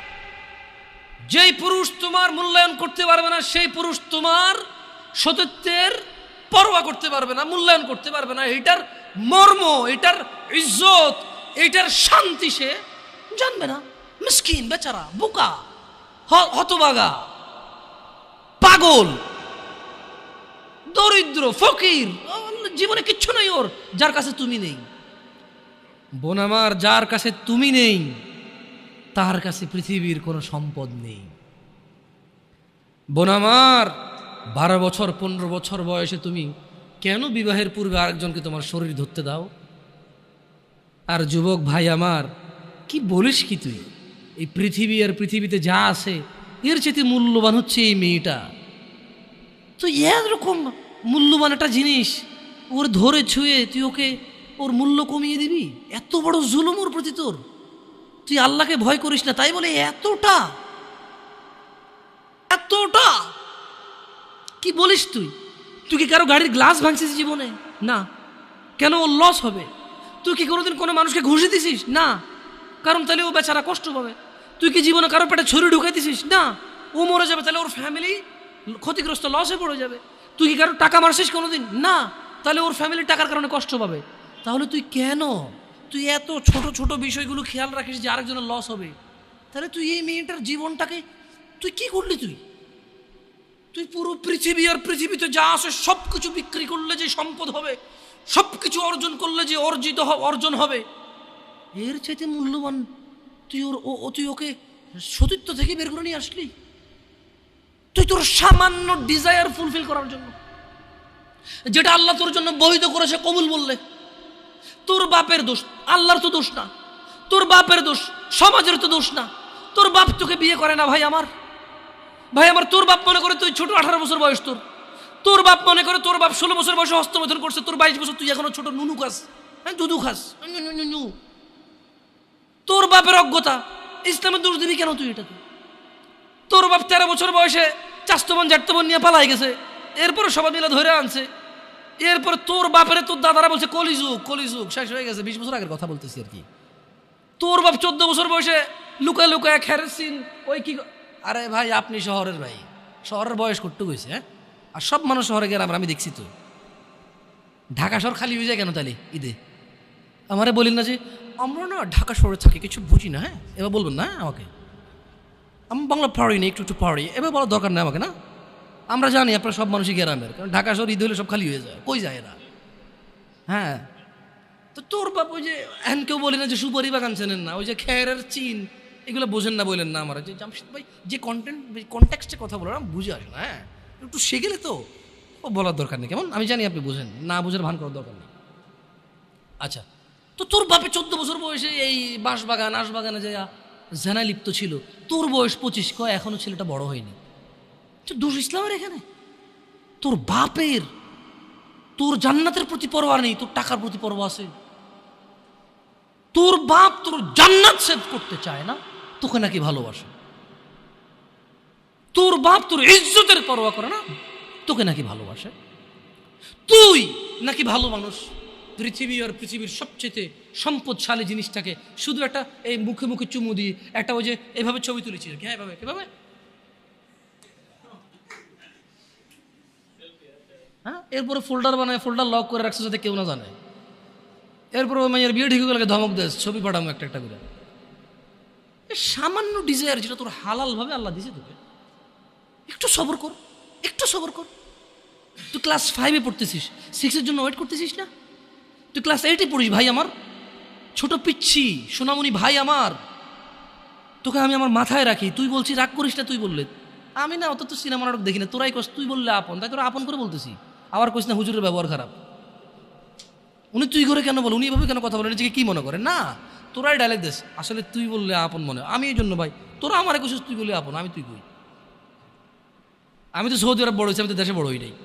আমি আসার পর সব ডাইরেক্ট দেখছি, আসলে আপনজনকে তুই বলে, হ্যাঁ তুই বললে আপন মনে হয়। আমি তোরা আপন মনে করি, কারণ ইন্নামাল মুমিনুনা ইখওয়া। 1450 বছর আগে আল্লাহ আমার কাছে তুই আমার ভাই, কত আপন তুই চিন্তা কর। তোরা তুই গুমনা কারে কমু রে ভাই আমার? তুই আমার আচরণে যাইস না। হ্যাঁ, তুই আমার কত পুরনো ভাই তুই জানিস? আমার মায়ের পেটের ভাইটা আমি যেদিন জন্ম হয়েছি বুঝতে পারছি, সেদিন আমাকে আমার বাপ মা, আমার পরিবেশ বলছো আমার মায়ের পেটের ভাই। কিন্তু অ্যাজ এ মুসলিম তুই আমার ভাই। 1450 বছর আগে এটা ঘোষণা হয়ে গেছে পৃথিবীতে। তোকে যদি আমি তুই না বলি, আদর করে না বলি, আপন না মনে করি, কাকে মনে করবো রে? তুই তো আমার তুই তো আমার আপন। এমন করিস না ভাই আমার। তোর বয়স সবে সবে 14 বছর। একটু অপেক্ষা কর, একটু অপেক্ষা কর। তোর বাপ বিয়ে করেছে, তুই পৃথিবীতে আসছিস। তুই এমনি এমনি আসিস নি, তুইও বিয়ে করবি, তুইও পৃথিবীর সমস্ত সুখ পাবি ইনশাআল্লাহ। তোর ছেলে সন্তানও এমনি এমনি আসবে না। তুইও আল্লাহর দেওয়া নিয়ামত উপভোগ করবি এবং আল্লাহর প্রশংসা করবি। অপেক্ষা কর ভাই আমার, অপেক্ষা কর। খবরদার, বেখেয়ালি হওয়া যাবে না, বেখেয়ালি হওয়া যাবে না। আর নিজের সামান্য ডিজায়ারকে ফুলফিল করার জন্য পৃথিবীর সবচেয়ে দামি সম্পদটাকে সবচাইতে সস্তা নিকৃষ্ট করে দেওয়া যাবে না। কেমন? বিয়ের পূর্বে কোনো মেয়ের গায়ে হাত দিবি না ভাই আমার, খবরদার। বিয়ের পূর্বে কোনো মেয়ের সাথে কথা বলবি না, খবরদার। তোর যোগ্যতা নেই ওর সাথে কথা বলার। তুই কে রে? বামন হয়ে চাঁদের দিকে হাত বাড়াবি না। আমার বোনরা চাঁদ। ওয়াল্লাহি যেদিন ইসলামী শাসন আসবে, যেদিন ইমাম মেহেদী আসবে, যেদিন ঈসা আলাইহিস সালাম আবার আসবে, ওনার বন্ধের উপর যারা হাত দেবে উনি হাত কেটে ফেলবে। তুই বামন হয়ে চাঁদের দিকে হাত বাড়াইস না। আমার বোনরা চাঁদ। ইসলাম মেয়েদেরকে চাঁদ বলেছে, আর তোকে বামন বলেছে বেটা। তুই বেটা ছেঁড়া খাতায় শুয়ে লাখ টাকার স্বপ্ন দেখিস, বিয়ের আগে মেয়ের গায়ে হাত দিস? তোর সাহস কত? তোর সাহস কত? তুই জানিস না মুহাম্মদ সাল্লাল্লাহু আলাইহি সাল্লাম বলছে, নেক স্ত্রী দুনিয়াতে যা আছে ওর চেয়ে বেশি উত্তম। তুই কি করে ওর গায়ে হাত দিস বিয়ের আগে? তোর সেই যোগ্যতা আছে বল? তোকে আল্লাহ জাহান্নামে ফেলবে, তোকে আল্লাহ জ্বলন্ত আগুনে নিক্ষিপ্ত করবে, তোর শরীর পচবে, তোর শরীরের গন্ধে জাহান্নামীরা থাকতে পারবে না। তোকে আল্লাহ এত নিকৃষ্ট শাস্তি দেবে কেন? কারণ তুই এত বড় জঘন্য কাজে লিপ্ত হয়েছিস। আমারে বুঝাস না মেয়েরা খারাপ, মেয়েরা খারাপ। আমি তো এত খারাপ দেখি না রে, তুই কোথায় তো খারাপ দেখিস? আমি তো দেখি তুই বেটা টেনে পড়িস মাত্র। তোকে আমি ছোট করে দেখছি না বেটা। তুমি বের হও, ছবি পাঠাও, নাহলে হাত কেটে ফেলবো আমি। দেখো আমি বিষের বোতল নিয়ে আসি, ছবি পাঠাও। তুই বেটা আমার বোনটাকে বেটা ফুসলেছিস বেটা। ফাজিল, মেয়েরা খারাপ, মেয়েদের খারাপের কারণে দুনিয়া। তুই কে রে? তুই কি মেয়েরা খারাপ? শোন, আমাদের গ্রামে প্রবাদ আছে, ধর্মীয় কথা না এটা। এখন যেটা বলছি এটা প্রবাদ, এটা ধর্মীয় কথা না। কোনো মেয়ের যদি একবার হাঁটুর উপরে কাপড় ওঠে আর নামে না বেটা। তুই উঠাইছস হাঁটুর উপরে কাপড়, ও উঠায়নি। হাঁটু পর্যন্ত তুই উঠাইছস, আর এখন সে নামাচ্ছে না। তুই মনে করিস তুই বেঁচে গেছিস না? তুই মনে করিস তোর জিনাই জেনা না? না বেটা, ও তোর সাথে জেনা করেছে, এরপরে তোকে বাদ আরেকজনের সাথে করবে, আরেকজনের সাথে করবে। আর তুই সূচনা, তুই ওকে শিখাইছিস, এটা সবগুলো তোর উপরে আসবে বেটা। তুই নিজের ছোট পাপিষ্ট মনে করিস না? তুই মনে করিস কি হয়েছে, আমি তো একটা চুমাই নিছি, আমি তোকে বলছি ছবি তুলে পাঠাও, টয়লেটে যাও, ব্লাউজ খুলে ছবি তুলে পাঠাও, জামা খুলে ছবি তুলে পাঠাও। বেটা ফাজিল, আল্লাহ তোকে হৃদায়েত দিকে আমিন। ভয় পা, আল্লাহকে ভয় পা ছোট ভাই আমার। সবাই বুড়ো হয়ে মরে না, বহু মানুষ যৌবন্ত অবস্থায় মরে যায়। ছোট ভাই আমার, তোর ঘরেও বোন আছে, ভয় পা, আল্লাহকে ভয় পা। তুই এত বড় অপরাধে লিপ্ত হইস না। তুই মেয়েদের হাঁটু পর্যন্ত কাপড় তুলিস না, খবরদার, তুই এটা করিস না। হ্যাঁ, তো মানুষ তো বেশি নাই, তারপর আলহামদুলিল্লাহ সবাইকে কবুল করুন, যেহেতু ঘরোয়া পরিবেশে। বলেন তো কোনো মেয়ে, আপনার বয়স তখন 16 বছর ছিল আর কি, আচ্ছা যান, কোনো একটা 14 থেকে 18 বছরের মেয়ে আপনাকে বলছে চলো আমরা একসাথে থাকি, বলেন 1 লাখ একটা পাবি না, 1 লাখ। আমি বলে দিচ্ছি, চ্যালেঞ্জ হলে আসিও, তুমি প্রমাণ করে দিও, যাও। মেয়ে কি বলো, মেয়েরা প্রেম হারাম ইসলামে, ইসলামী বিয়ের পূর্বে সম্পর্কই হারাম, কিন্তু এর মধ্যেও কোনো মেয়ে ছেলেকে বলে না কিস করো, আমাকে একটা তোমার লুঙ্গি খুলে ছবি পাঠাও, বলে না। প্রত্যেকটা ছেলে বলে, এভরি সিঙ্গেল ছেলে বলে এটা।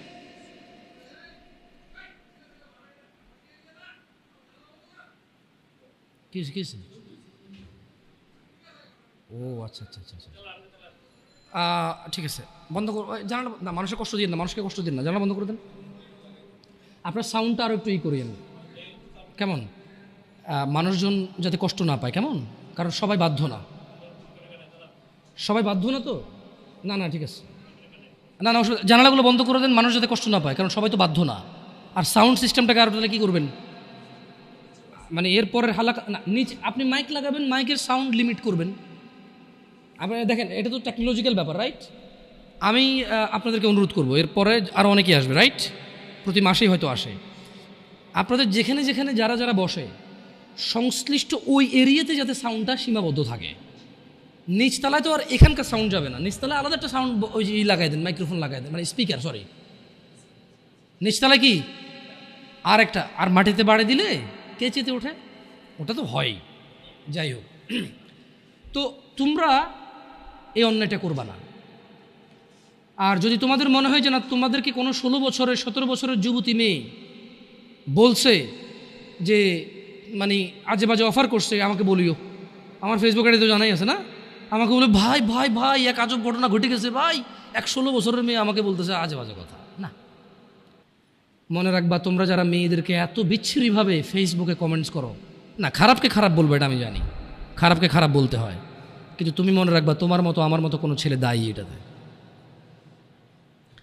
কারণ আমার মনে হয় না কেউ প্রুভ করতে পারবে যে কোনো বিবাহ হয় নাই এমন মহিলা ছেলেদেরকে আজে বাজে প্রস্তাব দিবে, আমার মনে হয় না।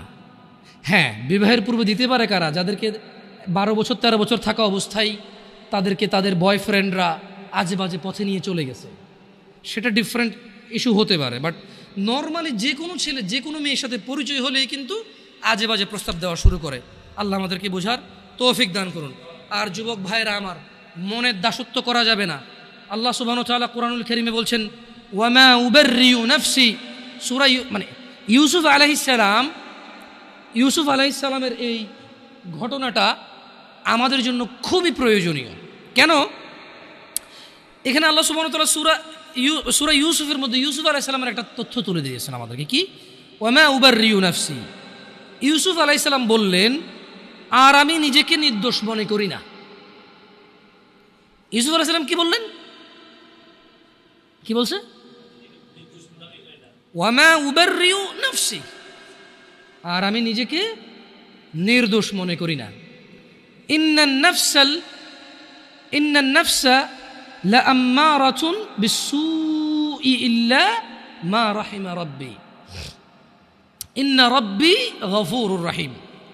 তিনি বলছেন যে আমি ইউসুফ আলাইহিস সালাম নিজেকে নির্দোষ মনে করি না, কেননা নিশ্চয় মানুষের নফস খারাপ কাজের নির্দেশ দিয়েই থাকে। তিনি কেন নিজেকে নির্দোষ মনে করে না? তিনি বলছে কারণ মানুষের যে নফস, যে সেলফ আছে, এটা খারাপ কাজের নির্দেশ দিতেই থাকে, কিন্তু সে নয় ইল্লা মা রাহিমা রব্বি, কিন্তু সে নয় যাকে আমার রব দয়া করেন। তার মানে এই পৃথিবীতে ইউসুফ আলাইহিস সালাম বলতে চাচ্ছেন যে আমি নিজেকে নির্দোষ মনে করি না, তবে ওই লোকটা যাকে আমার রব দয়া করছে, নিশ্চয়ই আমার রব অতীব ক্ষমাশীল। তার মানে যদি আমরা আমাদের হৃদয়কে যদি আমরা চাই যে আমাদের হৃদয় আমাদেরকে জেনার দিকে না ডাকুক, নেশার দিকে না ডাকুক, ব্যভিচারের দিকে না ডাকুক, জুলুম, অত্যাচার, সুদ, ঘুষের দিকে না ডাকুক। যদি এটা আমি চাই, তাহলে আমি আমার রবের দয়া প্রত্যাশী হতে হবে এবং নিজেকে এমন কর্মব্যস্ততায় রাখতে হবে যেই কর্মফলে রব আমার উপর সন্তুষ্ট হয়ে আমাকে দয়া করবে, এবং সেই দয়ার বদৌলতে আমার হৃদয় বা আমার নফস আমাকে খারাপ কাজের আদেশ দিতেই থাকবে না। আল্লাহ তাআলা কোরআনুল কারীমে আরও বলছেন, ওয়ানাফসিন ওয়ামা সাওয়াহা, শপথ নফসের এবং যিনি তা সুবিন্যস্ত করেছেন তার, ফাআলহামাহা ফুজুরাহা ওয়া তাকওয়াহা, তারপর তাকে তার সৎ কাজের এবং তার অসৎ কাজের জ্ঞান দান করেছেন। একটা জিনিস খেয়াল করে দেখেন, আল্লাহ সুবহানাহু ওয়া তাআলা কি বলছেন, ওয়ানাফসিন ওয়ামা সাওয়াহা। আল্লাহ কসম করতেছে যে শপথ নফসের, মানে যে আমাদের সেলফ আর কি, সেলফ, ভিতরে যে আমাদের সেলফটা আছে, নফস আছে, বাংলা কি করে এটাকে? না, নফসের বাংলা হচ্ছে কি আত্মা, না আত্মা না মনে হয়।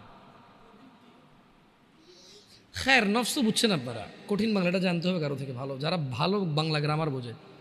তো আল্লাহ তাআলা বলছেন যে শপথ নফসের, তারপর নফস হচ্ছে কি যে জিনিসটা আমার মানে ব্যক্তি সত্তা, ব্যক্তি সত্তা আর কি, যেটা খুব অপরাধ প্রবণ হয় আর কি ব্যক্তিগতভাবেই। তো তিনি বলছেন যে ফাআলহামাহা ফুজুরাহা ওয়া তাকওয়াহা, শপথ ওই নফসের যেই নফসকে আল্লাহ তাআলা সৎ কাজ এবং অসৎ কাজের জ্ঞান দিয়েছেন। তার মানে আমরা বলতে পারবো না যে আমরা যে অসৎ কাজ করি আমরা নির্দোষ, কারণ আল্লাহ তো এটা আমাদেরকে কি দিছে? জ্ঞান দিছে, কোনটা ভালো কোনটা খারাপ। কদ আফলাহা মান যাক্কাহা, সুতরাং সেই সফল কাম হয়েছে যে নিজেকে পবিত্র করেছে। ওয়া কদ খাবা মান দাসসাহা, আর সেই ব্যর্থ হয়েছে যে নিজেকে কুলুষিত করেছে। আল্লাহর সফলতা মানে হচ্ছে যে জান্নাতে গেছে তাকে আল্লাহ সফল বলেছে, যে জাহান্নামে যাবে তাকে আল্লাহ ব্যর্থ বলে। কেমন? এখানে সফলতা মানে পরীক্ষায় পাস না, অধিক উপার্জনের অধিকারী হওয়া, অনেক বেশি রিজিক থাকা, 2-3টা বিয়ে করে ফেলা, গাড়ি বাড়ি থাকা, ভোটে দাঁড়াইয়া পাশ হয়ে যাওয়া, অথবা এলাকার মসজিদের সভাপতি হয়ে যাওয়াকে সফলতা বলে না। আল্লাহ সুবহানাহু ওয়া তাআলা যখন কোনো সফল কাম কাউকে বলে, আল্লাহ এটা মিন করে, এবং এটাই মূল উদ্দেশ্য যে সফল মানে হচ্ছে জান্নাতি। সফল মানে কি? যে লোক জান্নাতে যায় নাই সে সফল হয় নাই, যে লোক জাহান্নামে গেছে সে সফল হয় নাই, সে ক্ষতিগ্রস্ত হয়ে গেছে। কেমন? এইটা আমাদেরকে খেয়াল রাখতে হবে আমার ভাইয়েরা। আমাদের নফসের প্রতি আমাদের দুর্বলতা থাকবে, এটা ন্যাচারাল বিষয়। তবে যে হৃদয়কে আল্লাহ ভালো এবং মন্দের জ্ঞান দিয়েছে, এটা দিয়ে যদি আমরা আল্লাহর রহমতের কামনা করি, তাহলে আমাদের এই কুপ্রবৃত্তি থেকে আমাদের রেহাই পাওয়ার কি আছে? সুযোগ আছে। জুয়া একটা সময় ছিল কি মনে হয় এভাবে কার্ড দিয়ে এভাবে যারা খেলতো তাদেরকে জুয়া বলতো, মেবি ওইটাই একমাত্র জুয়া বলে মানুষ জানতো, যেখানে মানুষ হয়তো নিঃস্ব হয়ে যেত। কেউ ইভেন কেউ এরকম আছে যে বউ পর্যন্ত দিয়ে দিচ্ছে বাজিতে, যে এরপরে হারলে কি। আসলে বিবেক বুদ্ধি বিকৃত হয়ে যায়। তো আপনি এখন বলতে পারেন যে জামশেদ ভাই কি বলেন, কোনো মানুষ কি তার বউকে আরেকজনকে দিয়ে দেবে জুয়া খেলে? এরকম নিচে নামবে? তো আরেকজনের বউকে, লোক নিজের বউকে জুয়া খেলতে দিচ্ছে। কত মানুষ, কত বাপ মা আছে জানে মেয়ে এখানে চাকরিতে গেলে, ওখানে গেলে, এখানে গেলে মেয়ে হয়তো অবৈধ কর্মে, মেয়ের অনিচ্ছা সত্ত্বেও হয়তো ট্র্যাপে চলে আসতে পারে, হয়তো মেয়ে ওই রকম সিচুয়েশনে পড়ে যেতে পারে যে সে তার মানে যে তার ইজ্জত আব্রু রক্ষা করতে পারবে না। তারপরে তো বাপ মা এগ্রি করতেছে। আপনি স্বামীর কথা কেন বলতেছেন? সে জুয়া খেলে দিয়েছে এই জন্য না। অনেক ক্ষেত্রে অনেক বাপ মা মনে করে যে ওকে উন্নতি করতে হলে অনেক কিছু করা লাগে, এটা বলে। আবার হয়তো বাপ মা তো মনে এরকম আসে না, হয়তো নিজের ছেলে সন্তান তো পিওর মনে করে সবসময়। কেমন মানে ছোটোবেলা থেকে, একদম ছোটো থেকে পালে না, ইনোসেন্ট থাকে তো। আর আসলে বাপ মা তো ছেলে সন্তানের খারাপ যে জানাবে বিচারের বিষয়টা তো আসলে বুঝে আসে না, স্বাভাবিক। এটাই তো আল্লাহর দয়া যে বাবা মা ভাই বোন সম্পর্কটা তো পবিত্র রেখেছে আল্লাহ সুবহানাল্লাহ। সো যুবকদের বেশি একটা ছক্কা লুডু কয়দিন আগে ছিল, ছক্কা লুডু কেমন, এটা আমি বলছি যে কি এটাকে জুয়া বলে আর কি। তো এটা তো জুয়া, কিন্তু প্রবলেম হচ্ছে এখন ইউটিউবে ওয়াজ দেখতে গেলেও জুয়ার অ্যাড আসে। মানে একটা সময় জুয়া খেলতো মানুষ, ফসলি জমিন কেটে ফেলছে মধ্যখানে গিয়ে, হ্যাঁ, একটা কারো পরিত্যক্ত বাড়ি, প্রচুর গাছপালা, ভিড়, কবরস্থান, ওটার ভিতরে ঢুকে কার্ড খেলতো। হ্যাঁ, অথবা কারো বউ আজকে বাসা নেই, বলছে দোস্ত চলে আসো আমার এখানে হবে। আরো বড় লোকেরা বাগান বাড়ি বানাই ফেলছে জুয়া খেলার জন্য, নেশা করার জন্য। কিন্তু এখন প্রবলেম হচ্ছে এটা পাবলিসিটি হচ্ছে যে খেলো আসো। আচ্ছা, এটা হবেই বা না কেন? এখানে অনেকে ক্রিকেট প্রেমী থাকতে পারে, এটা আপনার ব্যাপার। আমি ক্রিকেট সম্পর্কে খুব বেশি বুঝি না, এই জন্য ভালো মন্দ বলতে পারবো না। তবে এতটুকু বলবো, কোয়েশ্চেন করবো আর কি। ক্রিকেট তো এখন অনেকে পেশা হিসেবে নিয়েছে, রাইট? তো প্রতি বছর সার্কুলেশন দিয়ে বাংলাদেশ জাতীয় দলে কতজন খেলোয়াড় নেওয়া হয়?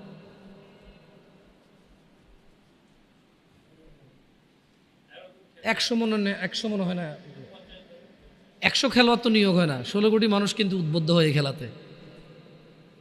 অমুকে গাড়ি করে ফেলছে ক্রিকেট খেলে, তমুকে বাড়ি করে ফেলছে ক্রিকেট খেলে, অমুককে সারা দেশে চিনে গেছে, অমুক সেলিব্রিটি হয়ে গেছে, রাইট? তো একটা দেশের যারা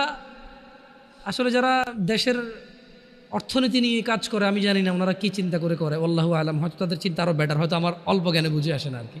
তাই আমি ওনাদের দোষ ধরবো না। তবে আমার অবুঝ মনে প্রশ্ন জাগে, 50 জন মানুষ নিয়োগ হয় না একটা চাকরিতে। পুরো বছরে 365 দিনে 50 জন মানুষ চাকরি করার সুযোগ নাই, কিন্তু পুরো রাষ্ট্রের মানুষ এটাতে পরিশ্রম করে, শেখে। আর তুমি বলবো যে ভাই খেলাধুলা এটা আসলে মনকে তৃপ্তি দেয়। এটা যদি শুধুই এক্সারসাইজ আর টাইম পাস হইতো, তাহলে এত সিরিয়াসলি কেন পোলাপানি স্কুল কামাই করে এটা খেলে? যদি এটা শুধুই টাইম পাস আর এনজয় হইতো, তাহলে আরও এই যে বাজিটা যেগুলো কেন হবে? আর নতুন করে তো এগুলোও দেখি, হাতের মধ্যে রবার নেয় দুই বন্ধু, মুখের মধ্যে বাঁশি ঢুকাই দেয়, এইভাবে রবার টান দিয়ে আমার বাঁশি বাজলে হেরে গেছে। দেখছো, ওইটাও খেলা। কিন্তু তো খেলা তো বহু। আমরা ক্রিকেট খেলাকে যখন আমরা অত প্রমোট করি না, বা ক্রিকেট না, যত খেলা যেটা 10-12 জনে খেলে, এদের এক্সারসাইজ হয়, বাকিরা শুধু ঘন্টার পর ঘন্টা ওয়েস্ট হচ্ছে টাইম। আমি ক্রিকেট বলবো না এবার, কারণ আমার দরকার নেই নাম নেওয়ার। আসলে খেলা অনেক রকম হইতে পারে। মানে আমরা যখন এই জিনিসগুলোকে, আমি বলবো যে যখন এটাকে যখন আমরা প্রমোট করি না, অনেকে ভুল বোঝে যে আমরা সেকেলে মানুষ বুঝি না, ওরা একটু টাইম পাস করে না। এটা শুধু টাইম পাস হলে এরকম বলতাম না। আমাদের আপত্তি লাগে কোন জায়গাগুলোতে, যখন 11 জন বা 20 জন 22 জনে খেলে, 11 কোটি 20 কোটি মানুষ পুরো পৃথিবীতে যখন ইন্টারন্যাশনাল ভাবে হয়, তখন বিলিয়ন্স মানুষ যখন বসে বসে এটা 1 ঘন্টা দেখলে 1 বিলিয়ন ঘন্টা, 24 ঘন্টায় একদিন অফিসিয়াল ডিউটি মানুষের 8 ঘন্টা, তাহলে কত লক্ষ কোটি শ্রমবাজার নষ্ট হয়েছে। 8 জন মানুষ যদি 1 ঘন্টা দেখে, 1 জন মানুষ একদিন কাজ করলে যা উপার্জন করে রাষ্ট্র সমৃদ্ধ হতো, নষ্ট হয়েছে ওটা। এখন বলবো তাহলে কি লাইফে কি কোনো এনজয় থাকবে না? না, খেলা বহু আছে যেটা শরীরের এক্সারসাইজ হয়। এবং যারা খেলে তারা নিজের খেলা নিয়েই, বাই ব্যাটিং আমার, বাই বোলিং আমার, এরকম লাগে যায় না, ওটার একটা খেলা। বাকিরা তো কিছুই কোনো অ্যাক্টিভিটি নেই ওদের, ওর খেলা হইলো কেমন? এটা খেলা দেখাও খেলা নাকি? আল্লাহ আমাদেরকে বুঝে তৌফিক দান করুন। দেখুন, জুয়া মানে আপনি যে আগামী 2030-35 সালের মধ্যে যাদের বয়স 25-30 হতে পারে, আল্লাহু আলাম, কঠিন হয়ে যাবে জুয়া যে হারাম এটা বোঝানো। 1 নাম্বার কঠিন হবে এটা। 2, কোন রকম যদি বুঝাইতেন কোরআনের আয়াত দিয়ে যে জুয়া হারাম, তাহলে ও যে ব্যাটিং করতেছে, বেট করতেছে, বাজি ধরতেছে, ওইটা যে জুয়া, এটা আপনি বুঝাইতে পারবেন। আপনি কি আজকের যুগে কাউকে বুঝাইতে পারেন ব্যাংকের চাকরি সুদ হারাম? বলেন না। আপনি কোন ভাই, কে আপনি? ভাই আসেন আমার সামনে আসেন, যে আপনি মহান, আপনি বুঝাই দিয়েছেন একজন কাউকে যে এটা হারাম, আর সে ছেড়ে দিছে। হাতে গোনা ইল্লা মাশাআল্লাহ। আজকের দিনে সুদী ব্যাংকে উপার্জনকে যেমনটা হারাম প্রমাণ করা সো টাফ হয়ে গেছে,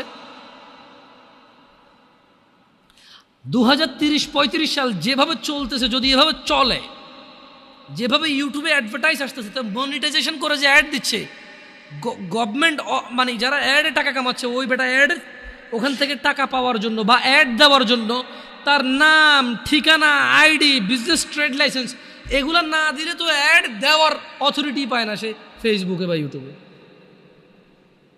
আপনি মনে করেন যে আপনি একটা কোম্পানি চালান, এটা আপনি অ্যাড দিবেন ফেসবুক ইউটিউবে, তো যাদের থেকে আপনি ডলার নিয়ে অ্যাড দিবেন তাদেরকে আপনার নাম, আইডি কার্ড, আপনার ঠিকানা, আপনার ট্রেড লাইসেন্স, ট্রেডমার্ক, আপনার গভর্নমেন্টের অমুক অনুমতি, গভর্নমেন্ট থেকে তমুক অনুমতি, এসব আছে কি না সব জমা দিবেন, তারপরে সে আপনাকে অ্যাকাউন্ট দিবে, অ্যাকাউন্ট থেকে আপনি অ্যাড চালাবেন।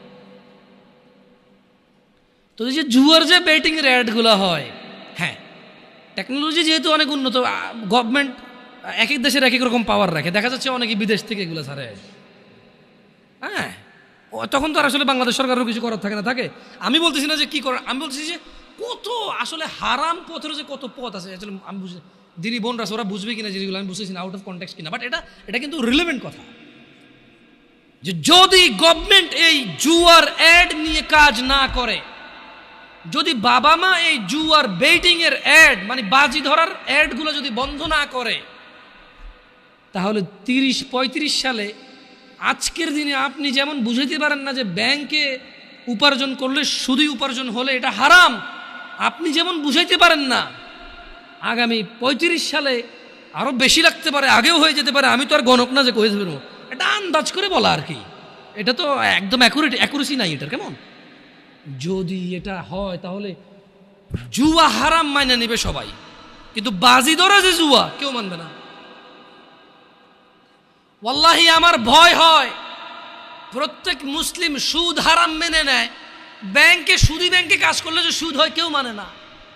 আজকে যদি এগুলোকে না থামানো হয়, আমরা যদি আমাদের ছেলে সন্তানকে না বুঝাই, ভাই বোনদেরকে না বুঝাই, তাহলে জুয়া খেলা হারাম আমরা বুঝাইতে পারবো, কিন্তু বাজি ধরা যে জুয়া এটা আমরা বুঝাইতে অক্ষম হয়ে যাবো। আল্লাহ আমাদেরকে বোঝার তৌফিক দান করুন। আল্লাহ তাআলা কোরআন কারীমে বলছে, ইয়া আইয়ুহাল্লাযীনা আমানু, হে তোমরা যারা ঈমান এনেছো, ইন্নামাল খামরু ওয়াল মাইসির ওয়াল আনসাব ওয়াল আজলাম রিজসুম মিন আমালিশ শাইতান ফাজতানিবুহু লাআল্লাকুম তুফলিহুন। হে মুমিনগণ, তার মানে এখানে স্পেশালি যারা দাবি করে যে আমি মুসলমান তাকে বলা হচ্ছে তুমি কি মুসলমান, তাহলে শুনে নাও এই কাজগুলো তুমি করতে পারবা না। কোন কাজগুলো করতে পারবা না? তুমি যদি মুসলমান হইতে হয়, এগুলো হচ্ছে কি, ইন্নামাল খামরু ওয়াল মাইসির ওয়াল আনসাবু ওয়াল আজলাম রিজসুম মিন আমালিশ শাইতান, নিশ্চয়ই নেশা জাতীয় দ্রব্য, এবার এটা হতে পারে ইয়াবা, ফেন্সিডিল, হিরোইন, গাঁজা, সিগারেট, যেটা নেশা হয়। কেমন আমি তো আর সব কিছুর নাম জানি না, ডিফারেন্ট নামই আসতে পারে, লিকুইড হতে পারে, পাউডার হতে পারে, ভাত দিয়ে খায় হতে পারে, পানিতে গুলা খায় হতে পারে, চাবায় খায়, চুষে খায়, যেমনি খায় হইতে পারে, অথবা কেউ গ্রান নিচ্ছে। কেমন যেভাবেই খায়, যেটা নেশা, যেটা কি নেশা। আল্লাহ বলছে যে তুমি মুসলিম, তবে তুমি শুনে নাও, নিশ্চয়ই নেশা, জুয়া মানে এই যে বাজি ধরাটা, হ্যাঁ, পূর্তি পূজার বেধি ও ভাগ্য নির্ণয়, মানে গণকের কাছে যারা যায়, কেমন এই ভাগ্য নির্ণয় করার স্বর কেবল ঘৃণার বস্তু, শয়তানের কাজ। জুয়া খেললো যে শয়তানি করলো সে, মদ খেলো যে শয়তানি করলো সে, গণকের কাছে গেল যে শয়তানি করলো সে, এগুলো শয়তানের কাজ। আল্লাহ তাআলা বলছে যে তুমি যদি মুসলমান হও, ফাজতানিবু, কাজে তুমি এটা থেকে কি করো, নিজেকে বিরত রাখো। কেমন কাজে তোমরা সেগুলো বর্জন করো, লাআল্লাকুম তুফলিহুন, যাতে করে তোমরা সফল হও। তার মানে যদি কেউ জান্নাতে যেতে চায়, সে জুয়া খেলতে পারবে না, নেশা করতে পারবে না, গণকের কাছে যেতে পারবে না। আরও হাজার নিষেধ আছে, এগুলো খুব ভ্যালুয়েবল নিষেধাজ্ঞা, যেগুলো আপনাকে জান্নাত থেকে বিমুখ করে দেবে। জেনা ব্যভিচার যদি সলভ হয়ে যায়, আমি বরঞ্চ বয়স্কদের চাইতে যুবকদের অপরাধ কম দেখি। আমি পার্সোনালি বয়স্কদের চাইতে যুবকদের অপরাধ কম দেখি, কিন্তু এই বয়স্ক অপরাধীগুলাই যুবক অবস্থায় ভালো ছিল। আজকের এই যুবক ভালো ছেলেগুলাই বয়স্ক হয়ে খারাপ হয়ে যাচ্ছে। আমি শুধু ইয়াংদের মধ্যে জেনার প্রবলেমটা বেশি পাইছি, আর নেশা জেনার। কিন্তু যারা মিডল এজ, তারা ঘুষ খায়, জাগা জমি নিয়ে মিশা কথা কয়, কাজকর্মে ফাঁকি দেয়, মা বাপের সাথে প্রচুর অবহেলা এবং প্রচুর ইগনোর করে বাবা মাকে, নিজের উপার্জনটা শুধু নিজের মনে করে, বউ আর বাচ্চার মনে করে, বাপ মায়ের মনে করে না, বাপ মাকে ভাগ করে দেয় যে 4 ভাই আছি, আমি কেন একা করব, তোমার মেয়ে শহরের ওই ফ্ল্যাট পাইছে, আমি কি একা পাইছি। এটা আমি যুবকদের চাইতে মিড এজ এবং বড় এজের পুরুষদের অপরাধ বেশি দেখি। ওয়াল্লাহি আমার যুবক ভাই এবং যুবক বোন, এরা যদি নিজেকে জেনা থেকে সরাই নিয়ে আসতে পারে, সুবহানাল্লাহ সুবহানাল্লাহ, ওরা পৃথিবীর উন্নত চরিত্রের অধিকারী হতে পারবে। কারণ ওরা এখনো ঘুষ খাওয়ার সুযোগ আসে নাই, খায় না। যে নিজেকে জেনা থেকে বাঁচাবে, সে ঘুষ থেকেও বাঁচাবে। সিম্পল কথা না? দেখো যুবক ভাইরা আমার, আমাদের রব বলেছেন মুহাম্মদ সাল্লাল্লাহু আলাইহি সাল্লামকে, কুল, হে নবী বলে দিন, ইন্নামা হাররামা রাব্বিয়াল ফাওয়াহিশ, নিশ্চয়ই আমার রব হারাম করেছে অশ্লীলতাকে, মা যাহারা মিনহা ওয়া মা বাতন, যা প্রকাশ্যে এবং গোপনীয়তায়। মানে যেটা তুমি ফেসবুকে প্রেমিকার ছবি ছেড়ে দাও, বা যেই মেয়ে নিজেই নিজের ছবি ছেড়ে দেয়, বা যেই ছেলে তার মা বা বউয়ের ছবি ছেড়ে দেয়, মানে এগুলো প্রকাশ্য অপরাধ। যে কোন কর্নারের দোকানে তালতলা, আমতলা, জামতলাতে গিয়ে একদম জনসম্মুখে বসে বসে সিনেমা নাটক দেখে, ওটা হচ্ছে প্রকাশ্য অপরাধ, প্রকাশ্য অশ্লীলতা। যে বসে বসে নিজে মোবাইলে দেখে, এটা হচ্ছে গোপনে অপরাধ, গোপনে অশ্লীলতা। তো আল্লাহ তাআলা বলছেন যে হে নবী আপনি বলে দিন, নিশ্চয়ই আমার রব নিষেধ করেছেন এমন অশ্লীলতাকে যেটা প্রকাশ্যে এবং যেটা অপ্রকাশ্যে বা গোপনে। ওয়া আন তাকুলু আলাল্লাহি মা লা তা'লামুন, আর তিনি নিষেধ করেছেন, হারাম করেছেন আল্লাহ সম্বন্ধে এমন কিছু বলা যেটা সম্পর্কে তোমার কোনো কি নেই, ধারণা নেই। দেখুন যুবক ভাই ও বোনরা আমার, আন আবি হুরায়রা রাদিয়াল্লাহু আনহু قال قال النبي صلى الله عليه وسلم لا يزني الزاني حين يزني وهو مؤمن, নিশ্চয়ই কোনো জেনাকারী যখন জেনা করে, জেনা অবস্থায় তার ঈমান থাকে না, সে বেঈমান থাকে তখন। ওয়ালা ইয়াশরাবুল খামরা হিনা ইয়াশরাবু ওয়া হুয়া মুমিন, এবং কোনো নেশাগ্রস্ত ব্যক্তি যখন সে নেশা করে তখন সে মুমিন অবস্থায় থাকে না। কেমন? এই জিনিসটা আমাদের খুবই খুবই গুরুত্ব দিয়ে ভাবতে হবে। যখন কেউ জানা করে, মুহাম্মদ সাল্লাল্লাহু আলাইহি ওয়াসাল্লাম বলছেন যে তখন তার ঈমান থাকে না। যখন কেউ নেশা করে, গাঁজা টানে, গাঁজা, হ্যাঁ, যখন কেউ গাঁজা টানে, যখন কেউ মদ পান করে, তখন তার ঈমান তার সঙ্গে থাকে না। এইটা খুবই বিপজ্জনক সিচুয়েশন। ওই অবস্থায় যদি কেউ মারা যায় তাহলে সে একেবারে সোজা ঈমান ছাড়া মরে গেল। আর যে ঈমান ছাড়া মরে গেল তার হিসাব ছাড়া জাহান্নাম হয়ে যাবে। যে ঈমান ছাড়া মরে গেল তার হিসাব ছাড়া জাহান্নাম হয়ে যাবে। যে ঈমান নিয়ে মরল তার হিসেব হয়ে ফয়সালা হবে। যে ঈমান ছাড়া মরে গেল, বেঈমানের হিসাব একটাই, সে জাহান্নামী। যে আল্লাহ এবং তার রাসূলের প্রতি ঈমান রাখে না, আখিরাতের প্রতি ঈমান রাখে না, যে বেঈমানি করে আল্লাহর সাথে, তার বিধান হচ্ছে সে চিরস্থায়ী জাহান্নামী হয়। কেমন? এটা খুব ইম্পর্টেন্ট এই হাদিসটার ব্যাপারটা। ওয়ালা ইয়াসরিকু হিনা ইয়াসরিকু ওয়া হুয়া মুমিন, কোন চোর চুরি করা অবস্থায় ঈমানদার থাকে না। ঘুষখোর যখন ঘুষ নেয় তার ঈমান চলে যায়। ঘুষখোর যখন ঘুষ নেয় তখন তার ঈমান থাকে না। কাউকে বাধ্য করে কারো ট্রাক থেকে মাল নামায় ফেলে, যে ট্রাকের ড্রাইভার যখন 13 লিটার তেল 2 লিটার বের করে চুরি করে 11 লিটারের স্লিপকে যখন 13 লিটার লেখে, তখন তার ঈমানটা চলে যায়। ওই অবস্থায় সে মুমিন থাকে না। যখন কোনো কর্মজীবী মানুষকে বলেছে তুমি এই কাজটা করবা, সে কাজ করে, বিশ্রামের প্রয়োজনে বিশ্রাম করে, কিন্তু সে কাজ করে, বিশ্রাম করে।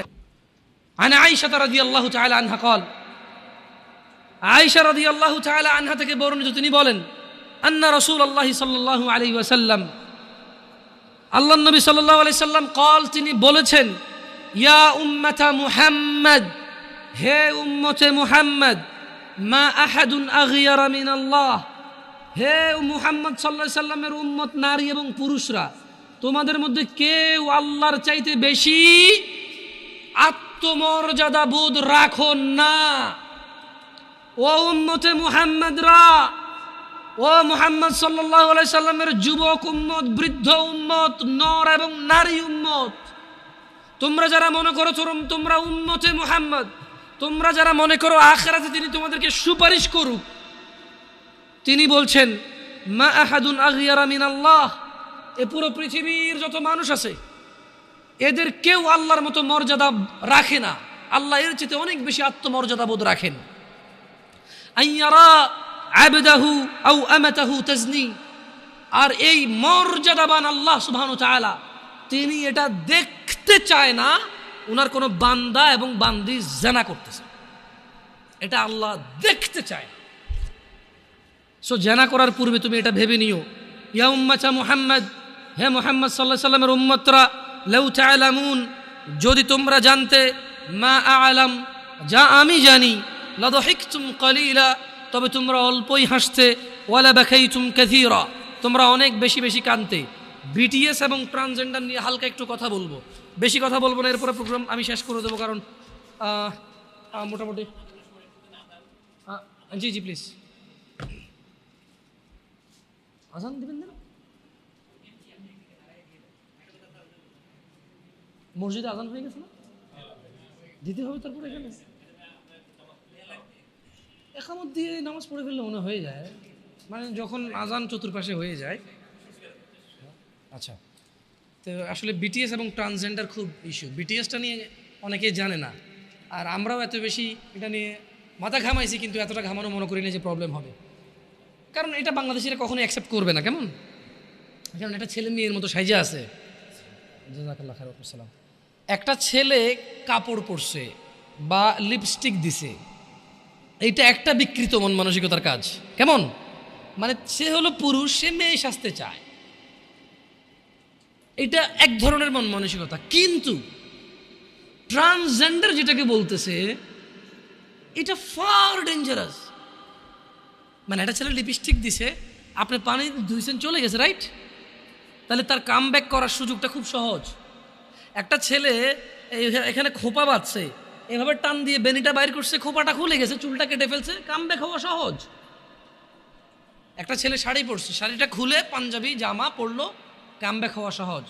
কিন্তু ট্রান্সজেন্ডার যেটা, এটা সো হার্ড। যে পথভ্রষ্ট হয়ে এটাতে রূপান্তরিত হবে, তার নিজের জন্যই ফিরে আসাটা কঠিন হয়ে দাঁড়াবে। কিভাবে? সে অপারেশন করে তার পুল্লিঙ্গ ফেলে দিবে বা কিছু একটা করবে, আল্লাহ ভালো জানে ডাক্তার কি অপারেশন করে, সে স্ত্রীলিঙ্গ বানিয়ে ফেলবে। মানে তার পুল্লিঙ্গকে সে স্ত্রীলিঙ্গ অপারেশন করে বানাবে। তার এই যে এখানে ব্রেস্ট আছে আমার, সে এখানে আলাদা গোস্ত দিয়ে, যেভাবে মহিলাদের ব্রেস্ট, এরকম ব্রেস্ট সে অপারেশন করে ব্রেস্ট লাগাবে। কি বলে, মানে এখনো বলতেছি কিন্তু বুঝতেছি না ঘটনা। মানে আমি বলতেছি, আমি নিজেও কল্পনা করতে পারতেছি না যে কেমনে সম্ভব, কি। বাট এটা ইউরোপে কিছু টক শো দেখলে বোঝা যায়। বাংলাদেশেও কিছুদিন আগে একটা কলেজে এরকম চান্স পেতে চাইছিল একজন। তার মানে যারা নিউজ বা সংবাদকর্মী আছে, ওনারা খুব হাইলাইট করতেছে, ওনারা ফিলিস্তিনের পক্ষও বলে, আবার এগুলোর পক্ষও বলে, বুঝছেন ওনাদের অবস্থা। যাই হোক, তো মানে একটা কথা মনে রাখিও ভাইরা আমার, তোমরা বা তোমাদের ছোট ভাই বা তোমাদের ছেলে সন্তানের যুগ বড়ই কঠিন যুগ আসতেছে। তোমরা তোমাদের পরিবারে ঘোষণা দিয়ে দাও রবের পক্ষ থেকে। রব বলছে লাআনাহুল্লাহ, আল্লাহর লানত করেন। আল্লাহ অভিশাপ করেছেন কাকে? ওয়াকালা লাআত্তাখিযান্না মিন ইবাদিকা নাসীবাম মাফরুদা। আল্লাহ তাকে লানত করেন এবং শয়তান বলে, শয়তান কি বলে? আমি অবশ্যই আপনার বান্দাদেরকে এক নির্দিষ্ট অংশকে আমার অনুসারী করে নেব। তো কিভাবে অনুসরণ করবে? আল্লাহ শয়তানকে লানত করেছে। এভাবে হাঁটাহাঁটি করিয়েন না, কেমন ক্লোজ করে দিতে হবে না? আপনার খুব সিম্পল, যখন বের হবে একটা কার্টন ধরে রাখবেন, সব একটা একটা নিয়ে বের হয়ে যাবে। এগুলো নিয়ে হই হুল্লোড়, কদিন পরে জিলাপিও দিবেন আপনার মনে হচ্ছে আমার। কি ভাই, ঢাকা শহরে এরা থাকে, কেউ বিস্কিট খাওয়ার জন্য এখানে আসছে না? দিচ্ছেন, আল্লাহ কবুল করুক, ভালো কাজ, ভালো কাজ। কিন্তু ঢাকায় মানে এই বনশ্রী এলাকায় যে লোক থাকে, তার ভাড়া মিনিমাম 20,000 টাকা। আমি খেয়াল করে দেখছি, এখানে এর নিচে ভাড়া নাই। তো আপনার বিস্কিট খায় কতটুকু ওর উপকার হয়ে যাবে, আর লাভ হয়ে যাবে, মানে দরিদ্রতা কমে যাবে। আউযু বিল্লাহি মিনাশ শাইতানির রাজিম। আল্লাহ তৌফিক দান করুক, যারা দিছে আল্লাহ কবুল করুক, আর যারা খাইছেন দোয়া করিয়েন। না, খাওয়া যাবে, এটা তো মানে এটা ভালো প্রচলন। আউযু বিল্লাহি মিনাশ শাইতানির রাজিম। লাআনাল্লাহ, আল্লাহ শয়তানকে লানত করেছেন। আর শয়তান আল্লাহকে বলতেছে যে নিশ্চয়ই আমি আপনার বান্দাদের একটা অংশকে আমার অনুসারী করে নেব। কিভাবে? ওয়ালা উদিল্লান্নাহুম ওয়ালা উমান্নিয়ান্নাহুম ওয়ালা আমুরান্নাহুম ফালইউবাত্তিকুন্না আযানাল আনআম ওয়ালা আমুরান্নাহুম ফালিয়ুগাইয়িরুন্না খালকাল্লাহ ومن يتخذ الشيطان وليا من دون الله فقد خسر خسرانا مبينا। যুবক ভাই ও বোনরা আমার, আমি শেষ করব আমার কথা, মনোযোগ দিয়ে শোনো। হতাশার বড়ই হতাশা সামনে নেমে আসতেছে। শয়তানকে আল্লাহ লানত করেছে, শয়তান বলছে যে আমি অনুসারী করব আপনার কিছু বান্দাকে আমার, কিভাবে? আমি তাদের পথ ভ্রষ্ট করব, অবশ্যই তাদের হৃদয়ে আমি মিথ্যা ভাষণা সৃষ্টি করব। আমি তাদের হৃদয়ে মিথ্যা বাসনা সৃষ্টি করব এবং আমি তাদেরকে নির্দেশ দেব। শয়তান বলছে আমি আপনার বান্দাদেরকে নির্দেশ দেব কি? ফলে তারা পশুর কান ছিদ্র করবে, আমি ওদেরকে ফুসলাবো, দে ছিদ্র করে দে, কান ফোড়াই দে পশুর। তারা আমাকে অনুসরণ করে পশুর কান ছিদ্র করবে, আর আমি অবশ্যই তাদেরকে নির্দেশ দেব। ফলে তারা আল্লাহর সৃষ্টি আমাকে দিয়েছেন, ফলে তারা আল্লাহর সৃষ্টি বিকৃত করবে, আর আল্লাহর পরিবর্তে কেউ শয়তানকে অভিভাবক রূপে গ্রহণ করলে সে স্পষ্ট ক্ষতিগ্রস্ত হয়। দেখেন, শয়তান মানুষকে পথভ্রষ্ট করবে, রাইট? আল্লাহর কাছে শয়তান একটা ওয়াদা, মানে শয়তান আল্লাহকে বলছে যে আল্লাহ, আমি তো আপনার একটা বান্দার একটা অংশকে আমি নিয়ে নেব। তো কিভাবে? বলে যে আমি ওদের অন্তরে এমন বাসনা দেব, আমি বলবো পশুর কান ছেড়া, পশুর কান ছেড়ে দেবে। আমি বলবো তুই তোর পুরুষ, তোর এখানে স্তন লাগা, ও লাগাবে। আমি বলবো যে তোর পুল্লিঙ্গ কাটা তুই স্ত্রীলিঙ্গ করে ফেলবে। আমি একটা অংশকে অবশ্যই আমার অনুসারী করে ফেলবো। আমি বলবো পুল্লিঙ্গ, তোর লিঙ্গ কেটে ফেল, কেটে তুই মহিলা হয়ে যা, হয়ে যাবে। আমি বলবো তুই পুরুষ না, তুই তোর স্তন বড় করে ফেল, হরমোন, ডাক্তার সায়েন্স বের হবে।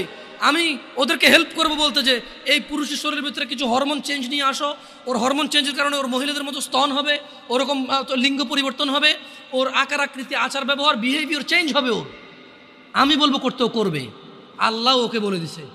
শয়তান যখন বলল যে আমি কিছু লোককে আমার অনুসারী করব, এদের পুরুষকে মহিলা বানাই দেবো, মহিলাকে পুরুষ বানানোর জন্য আমি প্ররোচনা দিব, আর এরা পুরোপুরি পুরুষ হতে পারবে না, কারণ এই বাচ্চা জন্ম দেওয়ার ক্ষমতা রাখবে না। এই পুরুষ লিঙ্গকে বিকৃত করে মহিলা সাজবে, কিন্তু প্রেগনেন্সি নিতে পারবে না। ভবিষ্যতে হইতে পারে, এত বড় গলা, আল্লাহু আলাম, আল্লাহু আলাম। ওই যে টেস্ট টিউব না কি কয়, অবিবাহিত মহিলার পেটে বাচ্চা আসতেছিল, টেস্ট টিউবের মাধ্যমে, আল্লাহু আলাম।